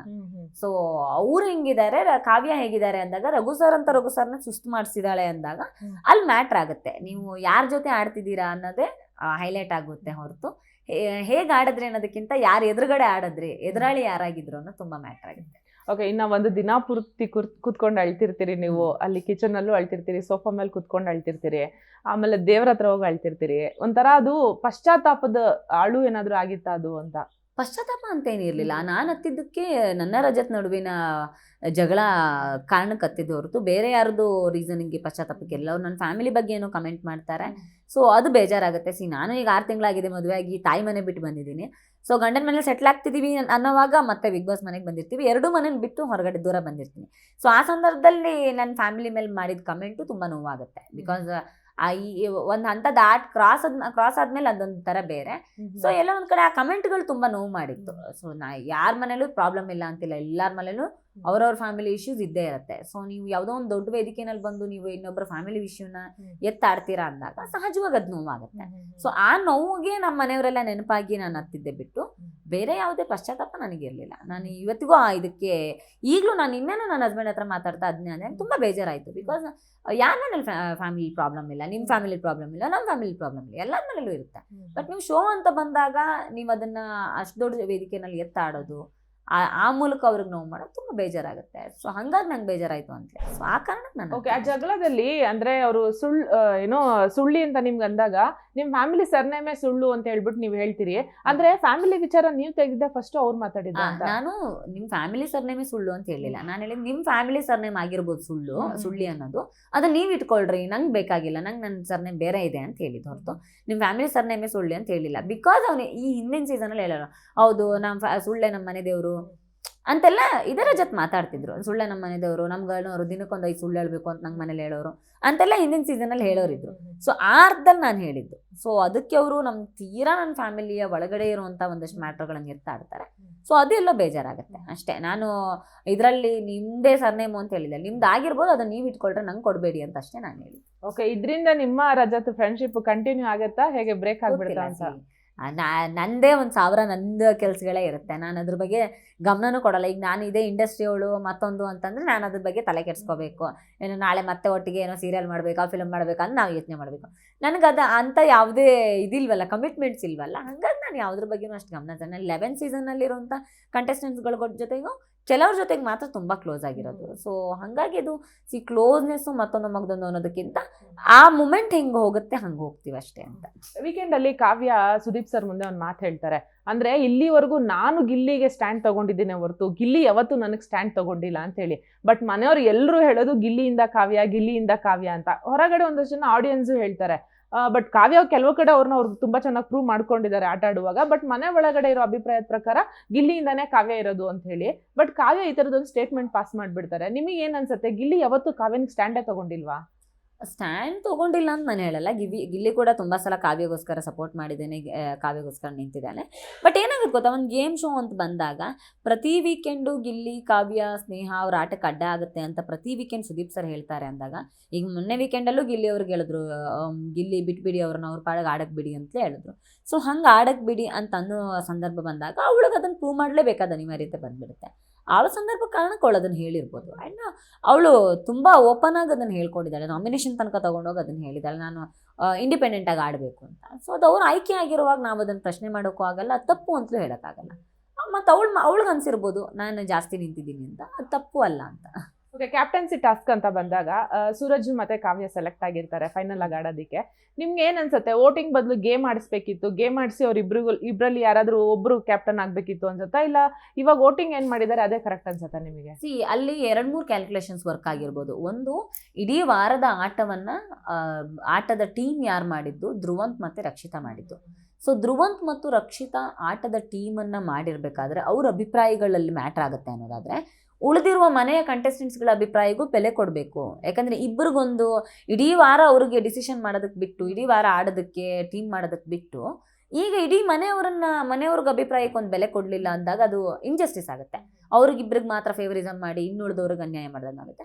ಆ ಕಾರಣಕ್ಕೆ ಈ ಕಾನ್ಸೆಪ್ಟ್ ತಂದಿರ್ಬೋದು ಅಂತ ನನಗೂ ಅನಿಸ್ತು. ಸೊ ಆ ದೃಷ್ಟಿಯಲ್ಲಿ ಅವರಿಬ್ರಿಗೆ ಕೊಟ್ಟಿರೋಂಥ ಏನು ಫ್ರೀಡಮ್ನ ಮನೆಯವ್ರಿಗೂ ಕೊಟ್ಟರು, ಅವ್ರ ಅಭಿಪ್ರಾಯಕ್ಕೂ ಬೆಲೆ ಬರೋಂಗಾಯಿತು. ಆ್ಯಂಡ್ ಅಲ್ಲಿ ಅಳೆದು ತೂಗೋಕ್ಕೂ ಒಂದು ಅವಕಾಶ ಸಿಕ್ತು. ರಕ್ಷಿತಾ ಮತ್ತು ಧ್ರುವಂತ್ ಅಭಿಪ್ರಾಯಕ್ಕೂ ಮನೆಯವರ ಅಭಿಪ್ರಾಯಕ್ಕೂ ಎಷ್ಟು ವ್ಯತ್ಯಾಸ ಇದೆ, ಎಷ್ಟು ಕರೆಕ್ಷನ್ ಇದೆ ಅನ್ನೋದು ಅಲಿಯೋಕ್ಕೆ ಅವಕಾಶ ಸಿಕ್ತಲ್ಲ. ಬಿಗ್ ಬಾಸ್ ಮನೆ ಅಂದರೆ ಅಭಿಪ್ರಾಯಗಳು. ಸೊ ಅದು ಕರೆಕ್ಟ್ ಆಗಿದೆ ಅಂತ ನಂಗೆ ಅನ್ಸುತ್ತೆ. ನಿಮಗೆ ಅಂದ್ರೆ ಯಾವ ಕಾರಣಕ್ಕೆ ಸೂರಜ್ಗೆ ಬರೀ 2 ಓಟ್ ಬಂತು ಅನ್ಸ್ತು? ಅಂದ್ರೆ ಅಶ್ವಿನಿ ಅವರು ಮತ್ತೆ ರಾಶಿಕ್ ಅವರು ಸೂರಜ್ಗೆ ಕ್ಲೋಸ್ ಇದ್ದಾರೆ, ಆಬ್ವಿಯಸ್ಲಿ ಸೂರಜ್ಗೆ ಓಟ್ ಹಾಕಿದ್ರು. ಬೇರೆಯವರೆಲ್ಲ ಏನಕ್ಕೆ ಸೂರಜ್ಗೆ ಓಟ್ ಹಾಕ್ಲಿಲ್ಲ ಅಂತ? ಅದೇ ನಿಮ್ಮನ್ನು ಹೌದು, ನನ್ನನ್ನು ಸೇರಿ. ಈಗ ನನಗೂ ಸೂರಜ್ ತುಂಬಾ ಕ್ಲೋಸ್, ಕಾವ್ಯಗಿಂತ ಜಾಸ್ತಿ ಕ್ಲೋಸ್ ಸೂರಜ್ ನನಗಿದ್ದು. ಡೇ 1 ಇಂದ ನಾನು ಸೂರಜ್ ತುಂಬಾ ಕ್ಲೋಸ್ ಇದ್ರು. ಆದ್ರೆ ನನಗಿದ್ದ ವಿಷಯ ಏನು ಅಂತ ಹೇಳಿದ್ರೆ, ಮುಂಚಿನ ವಾರ ರಾಶಿಕಾ ಕ್ಯಾಪ್ಟನ್ಸಿನ ಅವ್ರು ಒಪ್ಕೊಳ್ಳದೆ ಇದ್ದಿದ್ದು. ಆ ಸಂದರ್ಭದಲ್ಲಿ ಅವ್ರು ತಗೊಂಡ ನಿರ್ಧಾರಗಳು, ಒಂದು ಪನಿಷ್ಮೆಂಟ್ ಅಂತ ಬಂದಾಗ ಅದನ್ನ ತಗೊಳ್ಳದೆ ಇದ್ದಿದ್ದು, ಸೊ ಅದಕ್ಕೆ ಅವ್ರು ಕೊಟ್ಟ ಕಾರಣಗಳು, ಅದೆಲ್ಲ ಒಂದ್ ಕಡೆ ಅದು ನನಗೆ ಮೇಜರ್ ಕಾರಣ ಇದ್ದಿದ್ದಂಗೆ. ನಂಗೆ ಅಲ್ಲಿ ಸೂರಜ್ ಯಾಕೆ ಆಗ್ಬಾರ್ದು ಅಂತ ಕಾರಣ ಕೊಡಿ ಅಂತ ಹೇಳಿರ್ಲಿಲ್ಲ. ಹಂಗಾಗಿ ನಾನು ಕಾವ್ಯಗೆ ಮಾತ್ರ ಕಾರಣ ಕೊಟ್ಟೆ. ಸೊ ಸೂರಜ್ ಆಗ್ಬಾರ್ದು ಅನ್ನೋದಕ್ಕೆ ಅದು ಮೇಜರ್ ಕಾರಣ ಆಗಿತ್ತು. ಮತ್ತೊಂದು ಅಂದ್ರೆ ಸೂರಜ್ ಅದೇ ಎಲ್ಲೋ ಒಂದ್ ಕಡೆ ಕಾವ್ಯ ಬೆರೆಯೋ ಅಷ್ಟು ಮನೆಯವ್ರ ಜೊತೆ ಸೂರಜ್ ಬೆರೀಲಿಲ್ಲ ಅಂತ ನನಗೂ ಅನ್ಸಿದೆ, ಎಲ್ಲರಿಗೂ ಅನ್ಸುತ್ತೆ. ಈಗ ರಾಶಿಕಾ ಮತ್ತೆ ಅಶ್ವಿನಿ ಮ್ಯಾಮ್ ಜೊತೆ ಜಾಸ್ತಿ ಕ್ಲೋಸ್ ಆಗಿ ಅವರಿಬ್ಬರ ಜೊತೆನೆ ಮಾತಾಡ್ತಿದ್ದ ಕಾರಣಕ್ಕೆ ಅವರಿಬ್ಬರದೇ ಓಟ್ ಬಿತ್ತು. ಸೊ ಎಲ್ಲರ ಜೊತೆ ಇದ್ದಿದ್ರೆ ಬಹುಶಃ ಅದಾಗ್ತಿತ್ತೇನೆ. ಅಂಡ್ ವೀಕೆಂಡಲ್ಲಿ ಇನ್ಪುಟ್ಸ್ ಇಬ್ರಿಗೂ ಬರೋದು, ಕಾವ್ಯ ಗಿಲ್ಲಿಗೂ ಬರೋದು, ರಾಶಿಕಾ ಸೂರಜ್ಗೂ ಬರೋದು. ಕಾವ್ಯ ಗಿಲ್ಲಿ ಆ ಇನ್ಪುಟ್ನ ಎಷ್ಟು ಸೀರಿಯಸ್ ಆಗಿ ತಗೊಂಡು ಇಂಡಿಪೆಂಡೆಂಟ್ ಆಗಿ ಆಡೋ ಪ್ರಯತ್ನದಲ್ಲಿ ಕಾವ್ಯ ಎಷ್ಟು ಹೊರಗಡೆ ಬಂದು ನಿಂತಿದ್ದಾಳೆ, ಸೂರಜ್ ಮತ್ತು ರಾಶಿಕಾ ಎಷ್ಟು ಹೊರಗಡೆ ಬಂದು ನಿಂತಿದ್ದಾರೆ ಅನ್ನೋದು ನೀವೇ ಅಬ್ಸರ್ವ್ ಮಾಡಿ ನೋಡಿ. ಕಾವ್ಯ ಗಿಲ್ಲಿನ ನಾಮಿನೇಟ್ ಮಾಡೋ ತನಕ ಹೋಗ್ತಾಳೆ, ಬಿಕಾಸ್ ನನಗೆ ಇಂಡಿಪೆಂಡೆಂಟ್ ಆಗಿ ಆಡಬೇಕು, ಬಿಟ್ಬಿಡು ನನ್ನನ್ನು ಅಂತ ಕೇಳೋ ಪ್ರಯತ್ನ ಮಾಡ್ತಾಳೆ. ಸೂರಜ್ ಮತ್ತು ರಾಶಿಕಾ ಎಷ್ಟು ಆ ನಿಟ್ಟಿನಲ್ಲಿ ಪ್ರಯತ್ನ ಹಾಕಿದ್ದಾರೆ ಅಂತ ನಂಗೆ ಕಾವ್ಯ ಪ್ರಯತ್ನ ಜಾಸ್ತಿ ಕಾಣಿಸ್ತು. ಮನೆಯವ್ರಿಗೂ ಅದು ಕಾಣಿಸಿರ್ಬೋದು ಅಂತ. ಓಕೆ, ಇನ್ನು ನೀವೆಲ್ಲ ಗೆಸ್ಟ್ ಆಗಿ ಮನೆಗೆ ಹೋದಾಗ ಸ್ಟಾರ್ಟಿಂಗ್ ಏನಾಗತ್ತೆ, ಗಿಲ್ಲಿ ವರ್ಸಸ್ ರಜತ್ ಅಂತ ಆಗ್ಬಿಡತ್ತೆ. ಹೊರಗಡೆ ಕೂಡ ಅದೇ ತರ ಇರತ್ತೆ. ಅಂದ್ರೆ ಗಿಲ್ಲಿ ಏನ್ ಮಾತಾಡಿದ್ರು ರಜತ್ ಜಗಳಕ್ಕೆ ಹೋಗೋದು, ಅಂದ್ರೆ ಗಿಲ್ಲಿ ಮಾಡೋ ತುಂಬಾ ಕಿರಿಕಿರಿ ಆಗತ್ತೆ ಅಂತ ಹೇಳ್ತಿರ್ತಾರೆ. ಬಟ್ ಹೋಗ್ತಾ ಹೋಗ್ತಾ ಗಿಲ್ಲಿ ಜೊತೆ ಸಿಕ್ಕಾಬಿಡೆ ಕ್ಲೋಸ್ ಆಗ್ಬಿಡ್ತಾರೆ ರಜತ್. ಮನೆಯವರೆಲ್ಲ ಏನ್ ಅನ್ಕೊಂತಾರೆ ಅಂದ್ರೆ ಗಿಲ್ಲಿ ವರ್ಸಸ್ ರಜತ್ ಆಗತ್ತೆ ಅಂದ್ರೆ ಇದು ಗಿಲ್ಲಿ ಅಂಡ್ ರಜತ್ ಅಂತ ಆಗ್ಬಿಡ್ತು ಅಂತ. ಅಂಡ್ ರಜತ್ ಅವರು ಯಾರು ಇಮ್ಯಾಜಿನ್ ಮಾಡ್ಕೊಂಡಿರೋದಿಲ್ಲ, ಅಶ್ವಿನಿ ಮೇಲೆ ಆ ಲೆವೆಲ್ಗೆ ರೊಚ್ಗೆದ್ ಬಿಡ್ತಾರೆ. ಯಾವ ಕಾರಣಕ್ಕೆ ಅಂತ ಅಲ್ಲ, ಅದು ನನಗೂ ಗೊತ್ತಿಲ್ಲ. ಈಗ ನನಗೆ ಮೊದಲನೇ ವಾರಕ್ಕೆ ಆಗಿರೋದಕ್ಕೆ ಕಾರಣ ಇದೆ. ಏಕೆಂದ್ರೆ ತುಂಬಾ ಕಿರಿಕಿರಿ ಮಾಡೋನು ಗೆಸ್ಟ್ಗಳಾಗಿ ಬಂದಾಗ. ಅಂದ್ರೆ ಪ್ರತಿಯೊಂದು ಅಲ್ಲಿ ಕೂತ್ಕೋಬಾರ್ದು. ಈಗ ನಾವು ಆ ಸೇಮ್ ಟಾಸ್ಕ್ ಆಡ್ ಹೋಗಿದ್ದವರು, ಸೇಮ್ ರೆಸಾರ್ಟ್ ಟಾಸ್ಕ್ ಅಂತ ನಮ್ಮ ಕಾನ್ಸೆಪ್ಟ್ ಇತ್ತು, ಇವರು BB ಪ್ಯಾಲೇಸ್ ಅಂತ ಬಂದಿತ್ತು. ಸೊ ನಾವು ರೆಸಾರ್ಟ್ ಟಾಸ್ಕ್ ಅಂತ ಆಡಿದಾಗ ನಮಗೆ ಅದರ ರೂಲ್ಸ್ ಆ್ಯಂಡ್ ರೆಗ್ಯುಲೇಷನ್ಸ್ ನೀಟಾಗಿ ಗೊತ್ತಿತ್ತು. ಈಗ ಗೆಸ್ಟ್ಗಳು ಬಂದು ಕೂತಿದ್ದಾಗ ಇವನಲ್ಲೇ ಬಂದು ಬೆಂಚಲ್ಲಿ ಕೂರಬಾರ್ದು ಆಗಿದ್ರು. ಸೊ ನಮ್ಗೆ ರೂಲ್ಸ್ ಆ್ಯಂಡ್ ರೆಗ್ಯುಲೇಷನ್ಸ್ ಗೊತ್ತಿತ್ತು. ಇವರು ನಾವು ಹೊರಗಡೆ ಈಗ ನಾವೇ ಕಂಟೆಸ್ಟೆಂಟ್ಗಳೇ ಗೆಸ್ಟ್ಗಳಾಗಿ ಬಂದಾಗಲೇ ನಾವು ಅಷ್ಟು ಫಾಲೋ ಮಾಡಿದ್ದೀವಿ. ಇವರು ನಾವು ಹೊರಗಡೆಯಿಂದ ಬಂದಿರೋ ಗೆಸ್ಟ್ಗಳು, ನೀವು ಅಷ್ಟು ರೆಸ್ಪೆಕ್ಟ್ ಕೊಡಲ್ಲ ಅಂತಂದ್ರೆ ಹೆಂಗೆ ಅನ್ನೋದೊಂದು ಪ್ರಶ್ನೆ ಬಂದು ಪದೇ ಪದೇ ಬಂದು ತಮಾಷೆ ಮಾಡೋನು. ಪದೇ ನಾವು ಇಮಿಡಿಯೇಟಾಗಿ ಹೋಗಿದ್ದಷ್ಟೇ, ಹೊರಗಡೆಯಿಂದ ಹೋಗಿರ್ತೀವಷ್ಟೇ, ಇಮಿಡಿಯೇಟಾಗಿ ಬಂದಾಗ ತುಂಬ ಕಿರಿಕಿರಿ ಅಂತ ಅನಿಸ್ತಿತ್ತು. ಆ ಕಾರಣಕ್ಕೆ ಆ ಜಗಳ ಕಂಟಿನ್ಯೂ ಆಯಿತು. ಅದ್ರ ನಂತರ ಅದೇ ಅವ್ರಿಗಿಬ್ರಿಗೆ ಫ್ರೆಂಡ್ಶಿಪ್ ಬೆಳೀತು, ಬೇರೆಯವ್ರ ಜೊತೆಗಿಂತ ಜಾಸ್ತಿ ಕಂಫರ್ಟ್ ಝೋನ್ ಅವ್ರ ಜೊತೆನೆ ಬೆಳೀತು. ಮೋಸ್ಟ್ಲಿ ಆ ಕಾರಣಕ್ಕೆ ಅದಾಯ್ತು ಅನ್ಸುತ್ತೆ. ಅಶ್ವಿನಿ ಅವ್ರಿಗೆ ಗೊತ್ತಿಲ್ಲ ಅದೇನು ಬ್ಯಾಕ್ಲಾಗ್ ಇತ್ತಾ ಏನು ನಂಗೆ ಗೊತ್ತಿಲ್ಲ. ನಾನೇ ಅದನ್ನ ಕೇಳಿದ್ದೆ, ಯಾಕೆ ನೀವು ಅವ್ರನ್ನ ತುಂಬಾ ಟಾರ್ಗೆಟ್ ಮಾಡ್ತಿದ್ದೀರಾ, ಇಲ್ಲಿಂದಾನೆ ಅನ್ಕೊಂಡು ಹೋಗಿದ್ರ ಅಶ್ವಿನಿನೇ ಟಾರ್ಗೆಟ್ ಮಾಡ್ಬೇಕು. ಈಗ ನೆಕ್ಸ್ಟ್ ಅವ್ರದ್ದೇ ಇಂಟರ್ವ್ಯೂ ಇರುತ್ತಲ್ಲ, ನೀವು ಅವ್ರ ಹತ್ರ ಕೇಳಬೇಕು. ಬಿಕಾಸ್ ನನಗಂತೂ ಅದಕ್ಕೆ ಉತ್ತರ ಗೊತ್ತಾಗಿಲ್ಲ. ನಾನು ಕೇಳಿದಾಗ ಗೊತ್ತಿಲ್ಲ ಅಂತ ಅಂದ್ರೆ ಅವ್ರ ಅದಕ್ಕೆ ಉತ್ತರ ಕೊಟ್ಟಿಲ್ಲ. ನಾನಂತೂ ಅದನ್ನ ಓಪನ್ ಆಗಿ ಕೇಳಿದ್ದೆ ಒಳಗಡೆ, ಅವ್ರ ಅದಕ್ಕೆ ಉತ್ತರ ಕೊಟ್ಟಿರ್ಲಿಲ್ಲ. ನನಗಂತೂ ಅದು ನನ್ನ ಆಟದಲ್ಲಿ ನಾನು ಅದನ್ನ ತರಲ್ಲ. ಯಾಕೆಂದ್ರೆ ಬಿಗ್ ಬಾಸ್ ಮನೆ ಒಳಗಡೆ ಹೋದ್ಮೇಲೆ ನನ್ನ ಸುದ್ದಿಗೆ ಬಂದ್ರೆ ಮಾತ್ರ ನಾನು ಹತ್ರ ಜಗಳ ಮಾಡ್ತೀನಿ. ನನ್ನ ಸುದ್ದಿಗೆ ಬರೋ ತನಕ ನನಗೆ ಅದ್ರ ಅವಶ್ಯಕತೆ ಇಲ್ಲ ಅಂತಲೇ ನಾನು ಅನ್ಕೊಂಡಿದ್ದೆ. ಹಂಗಾಗಿ ನಾನು ಹಂಗೆ ಇದ್ದೆ. ಬಟ್ ಆದ್ರೆ ಮನೆಯವ್ರಿಗೆಲ್ಲ ಒಂದು ಒಪಿನಿಯನ್ ಇತ್ತು. ಅಂದ್ರೆ ಇವರು ನಿಮ್ಮನ್ನೆಲ್ಲ ಕಂಟೆಸ್ಟೆಂಟ್ ಅನ್ಕೊಂಡಿದ್ದವ್ರು, ವೈಲ್ಡ್ ಕಾರ್ಡ್ ಎಂಟ್ರಿನೇ ಅನ್ಕೊಂಡಿದ್ದು. ಏನಂದ್ರೆ ಇದು 2 ಎಂಟ್ರಿ ಅಲ್ಲ, ಒಂದೇ ಎಂಟ್ರಿ. ಅಂದ್ರೆ ಇವರಿಬ್ರು ಒಟ್ಟಿಗೆ ಇದ್ದಾರೆ ಅಂತ ಹೇಳಿ. ಬಟ್ ಹೋಗ್ತಾ ಹೋಗ್ತಾ ನೀವಿಬ್ರೆ ಜಗಳ ಮಾಡ್ಕೊಂಡ್ ಬಿಡ್ತೀರಿ. ಅದೇ ಹೆಂಗಂದ್ರೆ ಇವಾಗ ನಿಮ್ದೇನಾದ್ರೂ ಪ್ರಾಬ್ಲಮ್ ಆಯ್ತು ಅಂದ್ರೆ ರಜತ್ ನಿಮಗೆ ಬಂದು ಸಪೋರ್ಟ್ ಮಾಡ್ತಾ ಇದ್ರು, ರಜತ್ ಏನಾದ್ರು ಆಯ್ತು ಅಂದ್ರೆ ನೀವು ಬಂದು ಸಪೋರ್ಟ್ ಮಾಡ್ತಾ ಇದ್ರಿ. ಬಟ್ ಹೋಗ್ತಾ ಹೋಗ್ತಾ ನಿಮ್ಮಿಬ್ರಿಗೆ ಗಲಾಟೆ ಆಗ್ಬಿಡತ್ತೆ. ಅಂದ್ರೆ ಮನೆಯವ್ರದ್ದು ಒಪಿನಿಯನ್ ಏನಿರುತ್ತೆ ಅದನ್ನ ಬ್ರೇಕ್ ಮಾಡೋದಕ್ಕೆ ಏನಾದ್ರು ಇಬ್ರು ಆತರ ಮಾಡಿದ್ರ ಅಂತ? ಬಿಗ್ ಬಾಸ್ ಮನೆ ಅಂದ್ರೇನೆ ಹಾಗೆ, ಅಲ್ಲಿ ಬರೋ ಸಂದರ್ಭಗಳೇ ಹಾಗೆ. ಮೊದಲನೇ ಟಾಸ್ಕಲ್ಲೇ ನೋಡಿ, ಫಸ್ಟ್ ವೀಕಲ್ಲಿ ನಾನೇ ರಜತ್ಗೆ ಬೈದಿದ್ದೀನಿ. ನಾನು ಉಸ್ತುವಾರಿಯಾಗಿ, ನಾನು ಕ್ಯಾಪ್ಟನಾಗಿ ಉಸ್ತುವಾರಿ ಮಾಡುವಾಗ ಅಶ್ವಿನಿ ಅವರಿಗೆ ನಾನು ಬಜರ್ ಒತ್ತೋದ್ರಲ್ಲಿ ಕೊಟ್ಟಾಗ ರಜತ್ ಜಗಳ ಮಾಡಿದಾಗ ರಜತ್ಗೆ ಬೈದಿದ್ದೀನಿ. ಇಲ್ಲ, ನಾನು ಕೊಟ್ಟಿರೋದು ಇದು ಕರೆಕ್ಟು ಅಂತ. ಅಶ್ವಿನಿ ಅವ್ರಿಗೆ ಕೊಡದೆ ರಜತ್ ಟೀಮಿಗೆ ನಾನು ಪಾಯಿಂಟ್ಸ್ ಕೊಟ್ಟಾಗ ಅಶ್ವಿನಿ ಅವ್ರು ಜಗಳ ಮಾಡಿದಾಗ ರಜತ್, ಚೈತ್ರ ನೀನೇನು ತಲೆ ಕೆಡ್ಸ್ಕೊಬೇಡ ಅಂತ ನಾನು ಅವ್ರಿಗೆ ವಾಪಸ್ ಬೈದಿದ್ದೀನಿ. ನೀವು ಅದನ್ನು ನಂಗೆ ಹೇಳಬೇಡಿ, ನಂಗೆ ಗೊತ್ತಿದೆ ನಾನು ಏನು ಮಾಡಬೇಕು ಅಂತ. ಸೊ ನನಗೆ ಆ ವಿಷಯದಲ್ಲಿ ಯಾವ ಗೊಂದಲನೂ ಇರಲಿಲ್ಲ. ಅವರು ಯೂನಿಟ್ ಅಂತ ಕನ್ಸಿಡರ್ ಮಾಡಿರ್ಬೋದು, ನಮಗದು ಇರಲಿಲ್ಲ. ಒಂದೇ ಏನು ಅಂತ ಕೇಳಿದ್ರೆ, ನಾವು ಇಲ್ಲಿಂದ ಹೋಗೋವಾಗ ಅಂದರೆ ನಮ್ದೊಂದಷ್ಟು ಅನುಭವಗಳಿರುತ್ತಲ್ವ, ಸೊ ಅದು ಮ್ಯಾಟ್ರ್ ಆಗುತ್ತೆ. ಸೊ ಮನೆಯವರು ಆ ನಮ್ಮಿಬ್ಬರ ಅನುಭವಕ್ಕೂ ತದ್ವಿರುದ್ಧವಾಗಿದ್ರು. ಸೊ ಹಾಗೆ ಬಂದಾಗ ಇಲ್ಲ ನಮ್ಗೆ ಆ ಅನುಭವ ಆಗಿತ್ತು, ಸೊ ಇಂಥ ಅನುಭವ ಆದಾಗ ನಾವು ಹಿಂಗಿದ್ವಿ ಅನ್ನೋ ಕಾರಣಕ್ಕೆ ನಮ್ಮಿಬ್ಬರ ಅಭಿಪ್ರಾಯ ಸೇಮ್ ಆಗಿತ್ತು, ಬಿಟ್ಟು ಬೇರೆ ಏನೂ ಇಲ್ಲ. ನೆಕ್ಸ್ಟ್ ಸಂದರ್ಭ ಹಾಗೆ ಬಂತು. ಫಸ್ಟ್ ಟಾಸ್ಕಲ್ಲಿ ನಂಗೋಸ್ಕರ ರಜತ್ ಆಡ್ತಾರೆ, ಸೆಕೆಂಡ್ ಟಾಸ್ಕಲ್ಲಿ, ಥರ್ಡ್ ಟಾಸ್ಕಲ್ಲಿ ನನ್ನ ಎಗೇನೆಸ್ಟ್ ರಜತ್ ಆಡ್ತಾರೆ. ಸೊ ಆಟದ ಬಂದಾಗ ನಾವು ಕಿತ್ತಾಡೇ ಆಡ್ತೀವಿ. ಬಿಕಾಸ್ ಟಾಸ್ಕ್ ಒಂದು ಬಂದಾಗ ಇಬ್ಬರು ಬಿಟ್ಕೊಡದೇ ಇರೋ ಕಾರಣಕ್ಕೆ ಆ ಜಗಳ ಆಯ್ತು ಹೊರತು ಇಲ್ಲಾಂದ್ರೆ ಖಂಡಿತ ಅದಾಗ್ತಿರ್ಲಿಲ್ಲ ಅಂತ. ಸುದೀಪ್ ಸರ್ ನಿಮ್ಮ ಹತ್ರ ಮತ್ತೆ ರಜತ್ ಅವ್ರ ಹತ್ರ ಒಂದು ರಿಪೋರ್ಟ್ ತಗೊಂತಾರೆ. ನೀವು ಅವಾಗ ಅಶ್ವಿನಿ ಅವರು ಆಟನೇ ಶುರು ಮಾಡಿಲ್ಲ ಅಂತ ಹೇಳ್ತೀರಿ. ಆಕ್ಚುಲಿ ಈ ಸೀಸನ್ ಅಲ್ಲಿ ಪಾಸಿಟಿವ್ ಆರ್ ನೆಗೆಟಿವ್, ಈ ಸೀಸನ್ ನ ಶೋ ಸ್ಟಾಪರ್ಸ್ ಅಂದ್ರೆ ಗಿಲ್ಲಿ ಮತ್ತೆ ಅಶ್ವಿನಿ ಅವರು, ಅವ್ರಿಬ್ರಿಂದಾನೇ ಶೋ ನಡೀತಾ ಇರೋದು ಅನ್ನೋದು ಒಂದು ಲೆಕ್ಕಕ್ಕೆ. ಯಾಕಂದ್ರೆ ಅವರಿಬ್ರು ಅಂತ ಒಳ್ಳೆ ಕಂಟೆಂಟ್ ಕೊಡ್ತಾರೆ, ಅದು ಪಾಸಿಟಿವ್ ಆಗಿರ್ಬೋದು, ನೆಗೆಟಿವ್ ಆಗಿರ್ಬೋದು, ಕಾಮಿಡಿ ಆಗಿರ್ಬೋದು, ಜಗಳ ಆಗಿರ್ಬೋದು. ಬಟ್ ನಿಮಗೆ ಯಾಕೆ ಹಂಗ ಅನ್ನಿಸ್ತು ಅಂತ? ಯಾಕಂದ್ರೆ ನೀವು ಹೊರಗಡೆಯಿಂದ ಶೋ ನೋಡ್ಕೊಂಡು ಹೋಗಿರೋರು. ಅಶ್ವಿನಿ ಅವರು ಒಳಗಡೆ ಎಷ್ಟು ಸದ್ದು ಮಾಡಿದ್ದಾರೆ ಅನ್ನೋದು ನಿಮಗೆ ಗೊತ್ತು, ಗಿಲ್ಲಿ ಅವ್ರು ಎಷ್ಟು ಸದ್ದು ಮಾಡಿದ್ದಾರೆ ಅನ್ನೋದು ನಿಮಗೆ ಗೊತ್ತು. ಬಟ್ ಸ್ಟಿಲ್ ನಿಮಗೆ ಯಾಕೆ ಹಂಗ ಅನ್ನಿಸ್ತು ಅಂತ ಅಶ್ವಿನಿ ಅವ್ರು ಇನ್ನು ಆಟ ಶುರು ಮಾಡಿಲ್ಲ ಅಂತ? ಯಾಕೆ ಅಂತ ಕೇಳಿದ್ರೆ, ಈ ಬಿಗ್ ಬಾಸ್ ಮನೆ ಆಟಕ್ಕೆ ತುಂಬಾ ಒಳ್ಳೆಯವರು ಆಗಿನೂ ಇರಬಾರ್ದು, ತುಂಬಾ ಕೆಟ್ಟವರಾಗಿನೂ ಇರಬಾರ್ದು. ಅಶ್ವಿನಿ ಅವ್ರು ಹೆಂಗ್ ಕಾಣಿಸ್ತಿದ್ದಾರೆ, ವಿಲನ್ ತರ ಕಾಣಿಸ್ತಿದ್ದಾರೆ, ಹೌದಲ್ಲ ಹೊರಗಡೆ. ಸೊ ಸಿನಿಮಾ ಎಂಡ್ ತನಕ ವಿಲನ್ ಇರ್ಬೋದು, ಪಾಸಿಟಿವ್ ಆಗ್ತಿದೆ, ಅದ್ ನನಗ್ ಗೊತ್ತಿಲ್ವಲ್ಲ, ನಾನು ಒಳಗಡೆ ಇದ್ದೀನಿ. ಸೊ ನನಗದ್ರ ಅಭಿಪ್ರಾಯ ಗೊತ್ತಿಲ್ಲ. ನಾನು ಹೊರಗಡೆ ಮತ್ತು ಒಳಗಡೆ ನಾನು ಒಳಗಡೆ ಮನೇಲಿ ಕಂಡಂಗೆ ನಾನು ಹೇಳಬೇಕಾಗಿತ್ತು. ಸೊ ಆಟ ಅಂತ ಬಂದಾಗ ಅವ್ರೆಲ್ಲೋ ಒಂದ್ ಕಡೆ ಎಲ್ರ ಜೊತೆನೂ ಬೇರಿದ್ದೇನೆ, ಒಂದೇ ಕಡೆ ಇರ್ತಾ ಇದ್ದಿದ್ದು, ಒಬ್ಬರೇ ಇರ್ತಾ ಇದ್ದಿದ್ದು. ಎಸ್ಪೆಷಲಿ ಜಾನ್ವಿ ಅವ್ರು ಹೊರಗಡೆ ಹೋದ್ಮೇಲೆ ಅವ್ರು ಒಬ್ಬರೇ ಇರ್ತಾ ಇದ್ದಿದ್ದು. ಈಗ ಧ್ರುವಂತ್ ಇದಕ್ಕೆ ಸೀಕ್ರೆಟ್ ರೂಮ್ಗೆ ಹೋದ್ಮೇಲಂತೂ ಯಾರ ಜೊತೆನೂ ಮಾತಾಡ್ತಿರ್ಲಿಲ್ಲ. ಒಂದು ಸ್ವಲ್ಪ ರಾಶಿಕಾ ಮತ್ತು ಸೂರಜ್ ಜೊತೆ ಮಾತ್ರ ಮಾತಾಡೋರು, ಅದ್ರ ಮೇಲೆ ಕಂಪ್ಲೀಟ್ಲಿ ಸೈಲೆಂಟ್ ಆಗಿ ಒಂದೇ ಕಡೆ ಇರೋರು. ಸೊ ಇದನ್ನ ನಾನು ಅಬ್ಸರ್ವ್ ಮಾಡಿದ್ದೀನಿ. ಸೊ ಇದವ್ರ ಆಟಕ್ಕೆ ಒಳ್ಳೇದಲ್ಲ, ಆ್ಯಂಡ್ ತುಂಬಾ ನೆಗೆಟಿವ್ ಆಗಿರೋದು ನಿಮ್ಮ ಆಟಕ್ಕೆ ಒಳ್ಳೇದಲ್ಲ. ನಾನು ಧನುಷ್ಗೂ ಸೇಮ್ ಹೇಳ್ತೀನಿ, ಧನುಷ್ ಆಟ ಶುರು ಮಾಡಿಲ್ಲ, ಯಾಕಂದ್ರೆ ತುಂಬಾ ಒಳ್ಳೆಯವರಾಗಿರೋದು ಆಟಕ್ಕೆ ಒಳ್ಳೇದಲ್ಲ. ನೀವು ತುಂಬಾ ಒಳ್ಳೆಯವರಾಗಿರ್ಬೇಕು, ಇನ್ನೊಬ್ಬರ ಮನಸ್ಸಿಗೆ ನೋವು ಮಾಡಲ್ಲ ನಾನು ಅಂತ ಅನ್ಕೊಂಡು ಅಭಿಪ್ರಾಯಗಳನ್ನು ಹೇಳದೆ ಹೋದ್ರೆ ಅದು ನಿಮ್ಮ ಆಟಕ್ಕೆ ತೊಂದರೆ ಆಗುತ್ತೆ. ನಾನು ನೇರವಾಗಿ ಎಲ್ಲಾನು ಹೇಳ್ತೀನಿ ಅಂತ ಅನ್ಕೊಂಡು ತುಂಬಾ ಹರ್ಟ್ ಮಾಡ್ಕೊಂಡು ಮಾತಾಡೋದು ಅದು ಆಟಕ್ಕೆ ಒಳ್ಳೇದಲ್ಲ. ಸೊ ಎರಡರ ನಡುವೆ ಬ್ಯಾಲೆನ್ಸ್ ಮಾಡಬೇಕು ಅನ್ನೋ ಕಾರಣಕ್ಕೆ ಅವರಿಬ್ರಿಗೂ ಆಟ ಶುರು ಮಾಡಿಲ್ಲ ಅಂತ ಹೇಳ್ತಾ ಇದ್ದೀನಿ. ಈಗ ವಿಲನ್ ಆಗಿ ಅಶ್ವಿನಿ ಅವ್ರು ಹಿಂಗೆ ಕಂಟಿನ್ಯೂ ಆದ್ರೆ ಜನ ಅವ್ರನ್ನ ವಿನ್ ಆಗೋ ಕೋಟ್ ಮಾಡ್ತಾರಾ? ಹೇಳಕ್ಕಾಗಲ್ಲ. ಈಗ ಜನ ಅಲ್ಟಿಮೇಟ್ಲಿ ನೀವು ವಿಲನ್ ಆಗೇ ಇದ್ದು ಸೌಂಡ್ ಮಾಡ್ಕೊಂಡು ಜಗಳನೇ ಮಾಡ್ಕೊಂಡಿದ್ರೆ ಅವ್ರನ್ಗೆ ಜನ ಗೆಲ್ಲಿಸ್ತಾರೆ ಅಂತ ಹೇಳಕ್ಕಾಗಲ್ಲ. ಸೊ ಗೆಲ್ಲಿಸ್ಬೇಕು ಅಂದ್ರೆ ನೀವೇನೋ ಮಾಡ್ಬೇಕಲ್ಲ, ಜನಕ್ಕೆ ಇಷ್ಟ ಆಗುವಂಥದ್ದು ಏನೋ ಮಾಡ್ಬೇಕಲ್ಲ, ಅದನ್ನ ಮಾಡ್ಲಿ ಅನ್ನೋ ಕಾರಣಕ್ಕೆ ಆಟ ಶುರು. ಈಗ ನೀವು ಹೊರಗೆ ಬಂದಿದ್ದೀರಿ, ಹೊರಗಿನ ಒಪಿನಿಯನ್ ನೋಡಿ ಏನ್ ಅನ್ಸ್ತಾ ಇದೆ ನಿಮಗೆ? ನನಗೆ ಇನ್ನೂ ಗೊತ್ತಾಗಿಲ್ಲ. ಈಗಿನ ನಾನು ಇನ್ನೂ ಯಾವುದು ಸೋಷಿಯಲ್ ಮೀಡಿಯಾದ ಯಾವುದು ನೋಡಿಲ್ಲ ಒಪಿನಿಯನ್ಸ್ಗಳು ರಿಲೇಟೆಡ್. ಬಟ್ ನಂಗಂದ್ರೆ ಅದು ಯಾವುದೋ ತುಂಬ ಮ್ಯಾಟ್ರ್ ಆಗಲ್ಲ. ಈಗ ಅಲ್ಟಿಮೇಟ್ಲಿ ವಿನ್ನಿಂಗ್ ಏನು ಲಾಸ್ಟ್ 2-3 ವೀಕ್ಸ್ ಇರೋ ತನಕ ಚೇಂಜಸ್ ಆಗೋ ಸಾಧ್ಯತೆ ಇದೆ. ಎಸ್ಪೆಷಲಿ ಫ್ಯಾಮಿಲಿ ರೌಂಡ್ ಆದ್ಮೇಲೆ ಆಟದಲ್ಲೂ ಒಂದಷ್ಟು ಬದಲಾವಣೆ ಆಗುತ್ತೆ. ಕಂಟೆಸ್ಟೆಂಟ್ಗಳ ಆಟಗಳ ಮೇಲೆ ತುಂಬ ದೊಡ್ಡ ಬದಲಾವಣೆ ಆಗುತ್ತೆ ಫ್ಯಾಮಿಲಿ ರೌಂಡ್ ಆದಮೇಲೆ.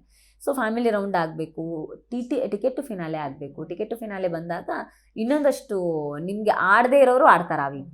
ಸೊ ಆವಾಗ ನಿಮಗೆ ಜನಕ್ಕೆ ಅಭಿಪ್ರಾಯ ಚೇಂಜ್ ಆಗ್ಬೋದು. 1 hour ಸಾಕು ಜನಕ್ಕೆ ಅಭಿಪ್ರಾಯ ಚೇಂಜ್ ಆಗೋಕ್ಕೆ, ಎಷ್ಟಾದ್ ಬೇಕು. ಸೊ ಹಂಗೆ ಅಭಿಪ್ರಾಯ ಚೇಂಜ್ ಆಗ್ಬೋದು ಅಂತಾಗ ಒಂದು ವಾರ ಪಾಸಿಟಿವ್ ಇದ್ದವ್ರು ಇನ್ನೊಂದು ವಾರ ದಿಢೀರಂತ ನೆಗೆಟಿವ್ ಆಗ್ತಾರೆ, ನೆಗೆಟಿವ್ ಇದ್ದವ್ರು ಇನ್ನೊಂದು ವಾರ ದಿಢೀರಂತ ಪಾಸಿಟಿವ್ ಆಗ್ತಾರೆ. ಸೊ ಹಂಗಾಗಿ ಈ ಅಭಿಪ್ರಾಯಗಳೇ ಫೈನಲ್ ಅಂತ ಹೇಳಕ್ಕಾಗಲ್ಲ. ಓಕೆ, ರಾಶಿಕಾ ಅವ್ರ ಉಸ್ತುವಾರಿ ಸರಿ ಇರ್ಲಿಲ್ವಾ, ಅಥವಾ ಮನೆಯವರೆಲ್ಲ ಸೇರ್ಕೊಂಡು ರಾಶಿಕಾ ಕನ್ಫ್ಯೂಸ್ ಮಾಡಿ ಅವ್ರ ಉಸ್ತುವಾರಿ ಹಾಳಾಗಂಗ್ ಮಾಡಿದ್ರ? ಒಂದು ಉಸ್ತುವಾರಿಯ ಘನತೆ ಎಲ್ಲಿ ಅಂತ ಕೇಳಿದ್ರೆ, 1000 ಜನ ಬಂದು ಕನ್ಫ್ಯೂಸ್ ಮಾಡಿದ್ರು, ಬಾಯಿ ಮುಚ್ಕೊಂಡು ಹೋಗಿ ನಿಂತ್ಕೊಳ್ರಿ, ನನಗೆ ಗೊತ್ತು ನಾನು ಉಸ್ತುವಾರಿ, ನಂಗೆ ಆಟ ಹೆಂಗೆ ಆಡಿಸ್ಬೇಕು ಅಂತ ಗೊತ್ತು, ತಪ್ಪೇ ಆಗಲಿ ಸರಿನೇ ಆಗಲಿ ವೀಕೆಂಡಲ್ಲಿ ನಾನು ಆನ್ಸರ್ ಕೊಟ್ಕೋತೀನಿ, ಹೋಗಿ ಕೂತ್ಕೊಳ್ಳಿ ಅಂತ ಹೇಳೋದು ಉಸ್ತುವಾರಿಯೇ ಗೊತ್ತು. ಅದಕ್ಕೆ ಉಸ್ತುವಾರಿ ಅಂತಿರೋದು.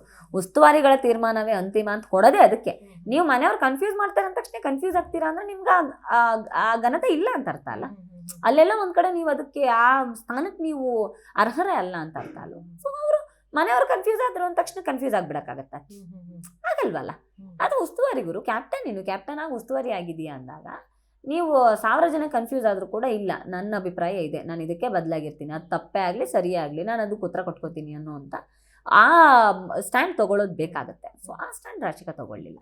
ಓಕೆ, ನೀವಿನ್ನ ಇವಾಗ ಮಾತಾಡ್ತಾ ಒಂದು ಹೇಳಿದ್ರಿ, ನನಗೆ ಅದ್ರ ಮೇಲೆ ಒಂದು ಕ್ವಶನ್ ರೈಸ್ ಆಯ್ತು. ಮನೆಯಲ್ಲಿ ತುಂಬಾ ಒಳ್ಳೆಯವರಾಗಿರೋದು ಕಷ್ಟ, ತುಂಬಾ ಕೆಟ್ಟವರಾಗಿರೋದು ಕಷ್ಟ ಅಂತ ಹೇಳಿ. ಈ ವಿಚಾರದಲ್ಲಿ ಧ್ರುವಂತ್ ಟೀಮ್ ಡಿವೈಡ್ ಮಾಡುವಾಗ ಜಸ್ಟಿಸ್ ಅಂತ ಇರ್ತಾರೆ. ಬಟ್ ರಕ್ಷಿತಾ ಓಪನ್ ಆಗಿ ಹೇಳ್ತಾರೆ, ನೀವು ಇಲ್ಲಿ ಜಸ್ಟಿಸ್ ಕೊಡೋದಿಕ್ ಬಂದಿಲ್ಲ, ಆಟ ಆಡಕ್ ಬಂದಿರೋದು. ನೀವು ವೀಕ್ ಅವ್ರನ್ನೆಲ್ಲ ಒನ್ ಟೀಮಿಗೆ ಹಾಕಿ, ಸ್ಟ್ರಾಂಗ್ ಅವ್ರನ್ನೆಲ್ಲ ಒನ್ ಟೀಮಿಗೆ ಹಾಕಿ, ನಾನಿಲ್ಲಿ ಜಸ್ಟಿಸ್ ಕೊಡೋದಿದ್ರೆ ಬಿಗ್ ಬಾಸ್ ನಮಗೆ ಹೇಳ್ತಾನೆ ಇರ್ಲಿಲ್ಲ ಈ ತರದ್ ಮಾಡಿ ಅಂತ ಹೇಳಿ. ನೀವೇನಕ್ಕೆ ಹಿಂಗ್ ಮಾಡ್ತಾ ಇದ್ದೀರಾ ಅಂತ, ಇದ್ರ ಬಗ್ಗೆ ನಿಮ್ಮ ಅಭಿಪ್ರಾಯ ಏನು ಅಂತ? ಅದೇ ಇಬ್ಬರದು ಸರಿ ಅಂತ ನಾನು ಹೇಳ್ತೀನಿ. ಯಾಕೆಂತ ಕೇಳಿದ್ರೆ, ಒಬ್ಬ ಕಂಟೆಸ್ಟೆಂಟ್ ಆಗಿ ಇನ್ನೊಂದು ಕಂಟೆಸ್ಟೆಂಟ್ ನ ಮನೆಯಿಂದ ಹೊರಗಡೆ ಹಾಕೋ ಪ್ರಯತ್ನನೇ ಎಲ್ಲರೂ ಮಾಡಬೇಕು. ಸೊ ಆ ಪ್ರಯತ್ನದಲ್ಲಿ ರಕ್ಷಿತಾ ಬಹಳ ಚೆನ್ನಾಗಿ ಆಡ್ತಾ ಇದ್ದಾಳೆ. She is very smart. ಆ ಸ್ಮಾರ್ಟ್ನೆಸ್ ಅವಳಿಗೆ ಚೆನ್ನಾಗಿದೆ. ಧ್ರುವಂತ್ಗೆ ಬಹುಶಃ ನಾನು ಜಸ್ಟಿಸ್ ಕೊಟ್ಟೆ ಜನರಿಗೆ ಇಷ್ಟ ಆಗ್ತೀನಿ ಅನ್ನೋದಿರ್ಬೋದು, ಅದು ಅವ್ರ ಸ್ಟ್ರಾಟಜಿ ಆಗಿರ್ಬೋದು. ಈಗ ರಕ್ಷಿತಾಗೆ ತಾನು ಈ ರೀತಿ ಮಾಡಿ ಮನೆಯಿಂದ ಕಂಟೆಸ್ಟೆಂಟ್ಸ್ಗಳನ್ನ ಎಲಿಮಿನೇಟ್ ಆಗೋಗಿ ಮಾಡಬೇಕು, ಇದು ನನಗೆ ಸಿಕ್ಕಿರೋ ಪ್ಲಸ್ ಪಾಯಿಂಟ್ ಅಂತ ಅವಳು ಯೋಚನೆ ಮಾಡಿರ್ಬೋದು. ಧ್ರುವಂತ್ ಇದು ನನಗೆ ಸಿಕ್ಕಿರೋ ಒಳ್ಳೆ ಅವಕಾಶ, ನಾನು ಇದರಲ್ಲಿ ಈ ಮೂಲಕನೇ ಜನಕ್ಕೆ ಇಷ್ಟ ಆಗ್ಬಿಡ್ತೀನಿ, ನ್ಯಾಯ ಅನ್ನೋ ಮೂಲಕನೇ ಜನಕ್ಕೆ ಇಷ್ಟ ಆಗ್ಬಿಡ್ತೀನಿ, ಹಂಗೆ ನಾನು ಉಳ್ಕೊಳ್ತೀನಿ ಅಂತಿರ್ಬೋದು. ಇಬ್ಬರದು ಸ್ಟ್ರಾಟಜಿನೇ. ಸೊ ಇಬ್ಬರದು ತಪ್ಪಲ್ಲ ಅಂತ. ಓಕೆ, ನಿಮ್ಮ ಸೀಸನ್ ನಲ್ಲಿ ನೀವು ಕ್ಯಾಪ್ಟನ್ ಆಗಕ್ ಆಗಿರ್ಲಿಲ್ಲ. ಈ ಸೀಸನ್ ಅಲ್ಲಿ ಕ್ಯಾಪ್ಟನ್ ಆದ್ರೆ ಉತ್ತಮ ಸಿಕ್ತು, ಕಳಪೆ ಸಿಕ್ತು, ಇದ್ದಿದ್ ಒಂದ್ ತಿಂಗಳಲ್ಲಿ ಎಲ್ಲಾ ಅನುಭವಿಸ್ಬಿಟ್ಟು ಬಂದ್ರಿ. ಹೇಗೆ ಅನಿಸ್ತಿದೆ? ತುಂಬಾ ಖುಷಿ ಇದೆ. ಅದೇ ನಾನು 100% ಅಲ್ಲಿ 200% ನಾನು ಕೊಟ್ಟಿದ್ದೀನಿ ಅನ್ನೋದೇ ನನಗೆ ಖುಷಿ ಇರೋ, ಸ್ಯಾಟಿಸ್ಫ್ಯಾಕ್ಷನ್ ಇರೋ. ಆ ಮನೆಯಲ್ಲಿ ಪ್ರತಿ ಸಂದರ್ಭಕ್ಕೆ ತಕ್ಕಾಗೆ ನಿಮ್ಮ ಬೇರೆ ಬೇರೆ ಶೇಡ್ಸ್ಗಳು ಹೊರಗಡೆ ಬರಲೇಬೇಕು. ಮನುಷ್ಯ ಒಂದೇ ಥರ ಯಾರದು ಇರಲ್ಲ, ಯಾವ ಸಂದರ್ಭದಲ್ಲೂ ಇರಲ್ಲ. ಸಿಟ್ಟು ಎಲ್ಲ ಮನುಷ್ಯಂಗೂ ಬಂದೇ ಬರುತ್ತೆ, ಬೇಜಾರು ಎಲ್ಲ ಮನುಷ್ಯಂಗೂ ಆಗೇ ಆಗುತ್ತೆ, ಖುಷಿ ಆಗುತ್ತೆ, ಏನು ಅವನು ಗೆಲ್ಲೋ ಎನರ್ಜಿ ಬರುತ್ತೆ, ಎಲ್ಲನೂ ಒಬ್ಬ ಮನುಷ್ಯನೊಳಗಡೆ ಇದ್ದೇ ಇರುತ್ತೆ. ನೀವು ಅದನ್ನೆಲ್ಲ ಬಚ್ಚಿಟ್ಕೊಂಡು ಆರಾಮಾಗಿರ್ತೀರಾ, ನೀವು ಆ ಕಡೆ ಉತ್ತಮನೂ ಆಗಲ್ಲ, ಈ ಕಡೆ ಕಳಪೆನೂ ಆಗಲ್ಲ ಅಂತಂದರೆ ನೀವು ಫೇಕ್ ಮಾಡ್ತಿದ್ದೀರಾ ಅಂತ ಅರ್ಥ. ಸೊ ಆ ಬಿಗ್ ಬಾಸ್ ಮನೆಗೆ ರಿಯಲಿಸ್ಟಿಕ್ ಆಗಿರೋದು ಅಂತಂದ್ರೆ ಹಾಗೇನೆ. ಒಂದು ವಾರ ಕೆಲವ್ರಿಗೆ ಇಷ್ಟ ಆಗೋದು, ಇನ್ನೊಂದು ವಾರ ಕೆಲವರಿಗೆ ಇಷ್ಟ ಆಗದೆ ಇರ್ಬೋದು, ಬಟ್ ನಾನು 100% ಕೊಟ್ಟಿದ್ದೀನಿ ಮನೆಗೆ ಅನ್ನೋ ಒಂದು ಖುಷಿ ನನಗಿದೆ. ಸೊ ಮೋಸ್ಟ್ಲಿ ನನ್ನನ್ನು ಕಳಿಸಿದವರು ಆ ಕಳಿಸಿದಕ್ಕೆ ಸಾರ್ಥಕನಪ್ಪ ಇವಳನ್ನ ಅಂತ ಅನ್ಸಿದ್ರೆ ನಂಗೆ ಅಷ್ಟೇ ಸಾಕು. ಓಕೆ, ಗಿಲ್ಲಿಯವರ ಅತಿಯಾದ ಸ್ನೇಹ ರಘುಗೇನಾದ್ರು ತುಂಬಾ ಡಿಸ್ಟರ್ಬ್ ಮಾಡ್ತಾ ಇದೆಯಾ ಅಂತ? ತುಂಬಾ ಜಗಳ ಮಾಡಿರ್ತಾರೆ, ತುಂಬಾ ಸಿಟ್ಟ, ಅಂದ್ರೆ ಈ ನಡುವೆ ಅಂತೂ ಸ್ವಲ್ಪ ಜಾಸ್ತಿ ಸಿಡಿ ಅಂತ ಇರ್ತಾರೆ ಗಿಲ್ಲಿ ಮೇಲೆ. ಯಾವ ಕಾರಣಕ್ಕೆ ಅಂದ್ರೆ ರಘು ಸರ್ ತುಂಬಾ ಒಂದು ಸೊಫಿಸ್ಟಿಕೇಟೆಡ್ ಇದ್ರಲ್ಲಿರೋಂಥವ್ರು, ತುಂಬಾ ಒಳ್ಳೆ ಮನುಷ್ಯ. ಅಂದ್ರೆ ಅವ್ರ ಜೀವನ ನೋಡೋ ದೃಷ್ಟಿನೇ ಬೇರೆ, ಅವ್ರ ಜೀವನ ಅನುಭವಗಳೇ ಬೇರೆ. ತುಂಬಾ ಜೀವನ ಅನುಭವ ಇದೆ, ಸಾಕಷ್ಟು ಇದು ಮಾಡಿದ್ದಾರೆ, ಏನು ಅಚೀವ್ಮೆಂಟ್ಸ್ಗಳನ್ನು ಮಾಡಿದ್ದಾರೆ. ಅವ್ರ ಅಚೀವ್ಮೆಂಟ್ಸ್ ಎಲ್ಲ ನೋಡಿದ್ರೆ ನಾವೆಲ್ಲ ಏನೂ ಮಾಡಿಲ್ಲ ಜೀವನದಲ್ಲಿ ಅನ್ನೋ ಲೆವೆಲಿಗೆ ಜಿಗುಪ್ಸೆ ಬರಬೇಕು, ಅಷ್ಟು ಅಚೀವ್ಮೆಂಟ್ಸ್ ಮಾಡಿದ್ದಾರೆ. ಆ್ಯಂಡ್ ಅವ್ರಿಗೆ ಇರೋವಂಥ ಫಾಲೋವಿಂಗ್ ಕೂಡ ಅಂಥದ್ದೇ. ಅವ್ರ ಕ್ಲೈಂಟ್ಸ್ಗಳು ಎಲ್ಲನೂ ಕೂಡ ಸ್ಟ್ಯಾಂಡರ್ಡ್, ಒಂದು ಸೊಫಿಸ್ಟಿಕೇಟೆಡ್ ಅನ್ಸೋವಂಥ ಕ್ಲೈಂಟ್ಸು, ಅವ್ರ ಫ್ರೆಂಡ್ ಸರ್ಕಲ್ ಎಲ್ಲ ಇರೋ ಕಾರಣಕ್ಕೆ. ಸೊ ಅವ್ರಿಗೆಲ್ಲ ಒಂದು ಕಡೆ ಈ ಕಾಮಿಡಿಗಳು ನಾಳೆ ನನ್ನ ಲೈಫ್ ಮೇಲೆ ಎಫೆಕ್ಟ್ ಆಗ್ಬೋದು, ನನ್ನ ನೋಡೋರು ಸೀರಿಯಸ್ ಆಗಿ ತೊಗೊಳ್ಳದೆ ಹೋದರೆ ಅನ್ನೋದೆಲ್ಲ ಅವ್ರಿಗೆ ಮೈಂಡಲ್ಲಿದೆ. ಸೊ ಆ ಕಾರಣಕ್ಕೆ ಅವ್ರು ಅವಾಯ್ಡ್ ಮಾಡ್ತಿದ್ದಾರೆ.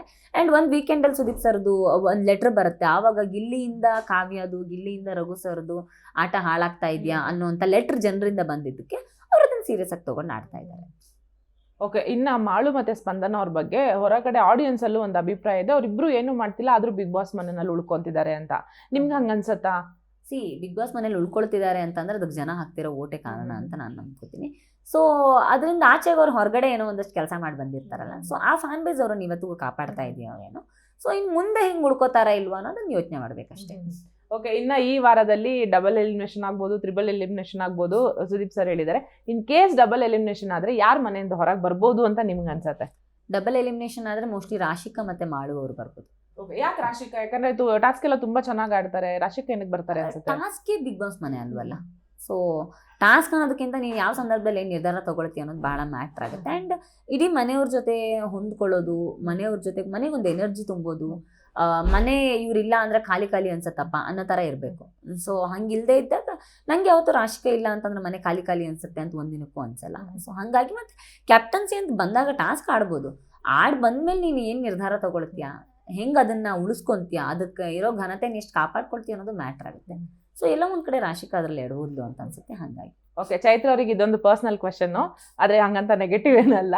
ಚೈತ್ರ ಅವರ ಮ್ಯಾರೇಜ್ ಲೈಫ್ ಹೇಗಿದೆ ಅಂತ? ಆದ್ರೆ ಬಿಗ್ ಬಾಸ್ ನಲ್ಲಿ ಲಾಸ್ಟ್ ಸೀಸನ್ ಅಲ್ಲೆಲ್ಲ ತುಂಬಾ ಹೇಳ್ತಾ ಇದ್ರಿ ಅದ್ರ ಬಗ್ಗೆ, ಅಂಡ್ ಇಷ್ಟಪಟ್ಟವ್ರನ್ನೇ ಮದ್ವೆ ಕೂಡ ಆಗಿದ್ದೀರಿ. ಮತ್ತೆ ಸೆಕೆಂಡ್ ಟೈಮ್ ಬಿಗ್ ಬಾಸ್ ಹೋಗ್ತೀನಿ ಅಂದ್ರೆ ಕಳ್ಸಿಕೊಟ್ಟಿದ್ದಾರೆ ನಿಮ್ಮನ್ನ ತುಂಬಾ ಖುಷಿಯಿಂದ. ಹೇಗಿದೆ? ತುಂಬಾ ಖುಷಿ ಆಗುತ್ತೆ. ಅಂದ್ರೆ ಅದೇ ಎಲ್ಲರಿಗೂ ಅದೊಂದು ಜೀವನ ಒಂದು ಬ್ಲೆಸ್ಸಿಂಗ್ ಅಂತಲೇ ಅನ್ಕೊಳ್ತೀನಿ. ಎಲ್ಲರಿಗೂ ಆ ಅವಕಾಶ ಸಿಗಲ್ಲ. ನಾನು ತುಂಬ ಜನ ಮಾತಾಡಿರೋದು ಕೇಳಿದ್ದೀನಿ. ಅಂದರೆ ಮದುವೆ ಆದಮೇಲೆ ಮತ್ತೆ ಆ ಫ್ರೀಡಮ್ ಇರಲ್ಲ, ಮದುವೆ ಆದಮೇಲೆ ಮತ್ತೆ ಮುಂಚಿನ ಥರನೇ ಕೆಲಸ ಮಾಡೋದಕ್ಕೆ ಆಗೋದಿಲ್ಲ ಅನ್ನೋಂಥ ತುಂಬ ಕಂಪ್ಲೇಂಟ್ಸ್ನ ಹೆಣ್ಮಕ್ಳು ಮಾಡೋದಿದೆ. ಬಟ್ ನನಗೆ ಟಚ್ ವುಡ್, ನಂಗೆ ದೇವರು ಅಂತ ಯಾವ ಸಮಸ್ಯೆನೂ ಕೊಟ್ಟಿಲ್ಲ. ನನ್ನ ಗಂಡ ಇರ್ಬೋದು, ನನ್ನ ಅತ್ತೆ ಮನೆಯವ್ರು ಇರ್ಬೋದು, ಕಂಪ್ಲೀಟ್ಲಿ ಒಂದು ತುಂಬು ಕುಟುಂಬಕ್ಕೆ ಸೊಸೆಯಾಗಿ ಹೋಗಿದ್ದೀನಿ. ಬಟ್ ಎಲ್ಲೂ ಕೂಡ ನನಗೆ ಆ ತುಂಬು ಕುಟುಂಬದ ಏನು ನಡವಳಿಕೆಗಳು ಎಲ್ಲೂ ಕೂಡ ನನ್ನ ವೈಯಕ್ತಿಕ ಏನು ಆಸೆಗಳಿಗೆ, ಕನಸುಗಳಿಗೆ, ನಾನು ಮಾಡಬೇಕು ಅಂದ್ಕೊಂಡಿರೋ ಕೆಲಸಗಳಿಗೆ ಯಾವತ್ತೂ ಅಡ್ಡ ಬಂದಿಲ್ಲ. ಸೊ ಎಲ್ಲರೂ ಪ್ರೋಗ್ರೆಸಿವ್ ಮೈಂಡ್ ಇರೋವಂಥ ಒಂದು ಕುಟುಂಬಕ್ಕೆ ಸೊಸೆಯಾಗಿ ಹೋಗಿರೋದ್ರಿಂದ ಬಹುಶಃ ನಂಗೆ ಅದು ಪ್ಲಸ್ ಆಗಿದೆ ಅಂತ ನಾನು ಅಂದ್ಕೊಳ್ತೀನಿ. ಎಲ್ಲರೂ ಎಜುಕೇಟೆಡ್ಸ್ ಇದ್ದಾರೆ, ಪ್ರೋಗ್ರೆಸಿವ್ ಆಗಿ ಯೋಚನೆ ಮಾಡ್ತಾರೆ ಆ್ಯಂಡ್ ಸಪೋರ್ಟಿವ್ ಆಗಿರ್ತಾರೆ. ನಾನು ಅಂದ್ಕೊಂಡಿರಲಿಲ್ಲ, ಬಿಕಾಸ್ ನಾನು ಏನು ಅಣ್ಣ ತಮ್ಮಂದ್ರ ನಡುವೆ ಬೆಳೀಲಿಲ್ಲ. ಹಾಗಾಗಿ ನನಗೆ ಒಂದು ಅಣ್ಣ ತಮ್ಮಂದ್ರ ಇರುವಂಥ ಫ್ಯಾಮಿಲಿ ಇಷ್ಟು ಚೆನ್ನಾಗಿರ್ಬೋದು ಅನ್ನೋ ಕಲ್ಪನೆ ನನಗಿರಲಿಲ್ಲ. ಸೊ ಎಲ್ಲ ಒಂದು ಕಡೆ ಆ ವಿಷಯದಲ್ಲಿ ನಾನು ತುಂಬ ಲಕ್ಕಿ ಅಂತ ಅನ್ಸುತ್ತೆ. ಒಳ್ಳೆ ಫ್ಯಾಮಿಲಿ ಸಿಕ್ಕಿದೆ ನನಗೆ. So lucky. ಓಕೆ, ಚೈತ್ರ ಅವ್ರು ಎಲ್ಲ ಎಪಿಸೋಡ್ಸ್ ನೋಡ್ಕೊಂಡು ಹೋಗಿದ್ರಾ? ಹೌದು, ನಾನು ಎಲ್ಲ ಎಪಿಸೋಡ್ಸ್ ನೋಡಿದ್ದೆ, ಲೈವ್ ನೋಡಿದ್ದೆ. ಬಿಕಾಸ್ ನಂಗೆ 11th ಸೀಸನ್ ನಾನು ಯಾವ ಎಪಿಸೋಡ್ಸು ನೋಡಿರಲಿಲ್ಲ. ಸೊ ಈ ಸೀಸನ್ ಅಲ್ಲಿ ಎಸ್ಪೆಷಲಿ ನನ್ನ ಹಸ್ಬೆಂಡ್ಗೆ ಅದು ತುಂಬಾ ಆಸೆ ಇತ್ತು. ಅಂದ್ರೆ ನೀನ್ ಇದ್ದಿದ್ರೆ ಹೆಂಗಿರೋದು ಅನ್ನೋದು ಸುಮ್ಮನೆ ಒಂದು ನೋಡೋ ಕುತೂಹಲ ಇತ್ತು. ಅಫ್ಕೋರ್ಸ್ ನಮ್ಗೊಂದು ಒಳ್ಳೆ ಲೈಫ್ ಕೊಟ್ಟಿರೋಂಥ ಶೋ, ಅದು ಹೆಂಗಿರುತ್ತೆ ಅಂತ ನೋಡೋ ಕ್ಯೂರಿಯಾಸಿಟಿ ಇತ್ತು, ಹಂಗಾಗಿ ನೋಡಿದ್ವಿ ನಾವು. ಓಕೆ, ನಾನು ಯಾಕೆ ಈ ಕ್ವೆಶನ್ ಕೇಳ್ದೆ ಅಂದ್ರೆ ನಮ್ ಶೋದು ಲಾಸ್ಟ್ ಸೆಗ್ಮೆಂಟ್ ಯಾರ್ಯಾರು ಹೆಂಗೆ ಅಂತ ಇರ್ತಾರೆ ಗೊತ್ತಾ. ನೀವು ಆಡಿಯನ್ಸ್ ಆಗಿ ನೋಡಿ ನಿಮ್ಗೆ ಏನ್ ಅನ್ನಿಸ್ತು, ಹಾಗೆ ನೀವು ಮನೆ ಒಳಗಡೆ ಹೋದಾಗ ನೀವು ಸ್ಪರ್ಧಿಯಾಗಿ ಅವ್ರು ನಿಮ್ಗೆ ಏನ್ ಅನಿಸ್ತು ಅಂತ ಹೇಳಿ ನೀವು ನಮ್ದು ರ್ಯಾಪಿಡ್ ಫೈರ್ ಇದು ಆನ್ಸರ್ ಮಾಡ್ಬೇಕು. ರೆಡಿ ಇದ್ದೀರಾ? ಓಕೆ, ಕರಿಬಸಪ್ಪ. ಅಂದ್ರೆ ಎಲ್ಲಿ ಮಾತಾಡ್ಬೇಕು ಅಲ್ಲಿ ಮಾತಾಡ್ಲಿಲ್ಲ. ಅಮಿತ್. ಓ, ತುಂಬಾ ಪೊಟೆನ್ಶಿಯಲ್ ಇದ್ದ ಹುಡುಗ ಪಾಪ, ಬ್ಯಾಡ್ ಲಕ್. ಕಾಕ್ರೋಚ್ ಸುದಿ. ಓ, ನಿರೀಕ್ಷೆನ ಸುಳ್ಳು ಮಾಡೋದು. ಕಾವ್ಯ. ಅನಿರೀಕ್ಷಿತವಾಗಿ ಚೆನ್ನಾಗಿ ಆಡ್ತಿದ್ದಾರೆ. ಗಿಲ್ಲಿ. ಆಸ್ ಯೂಶುವಲ್ ಅವನ ಪೊಟೆನ್ಶಿಯಲ್ ಅವನಿಗೆ ಪ್ಲಸ್ ಆಗಿ ಆಗುತ್ತೆ. ಜಾನ್ವಿ. ತುಂಬಾ ಬೇಗ ಹೋದ್ರು. ಅಶ್ವಿನಿ ಗೌಡ. ತುಂಬಾ ಚೆನ್ನಾಗಿ ಆಡ್ತಿದ್ದಾರೆ. ಅದೇ ಆಟದ ದಿಕ್ಕನ್ನು ಬದಲಾಯಿಸ್ಕೊಳ್ಬೇಕು. Okay, Ashwini SN.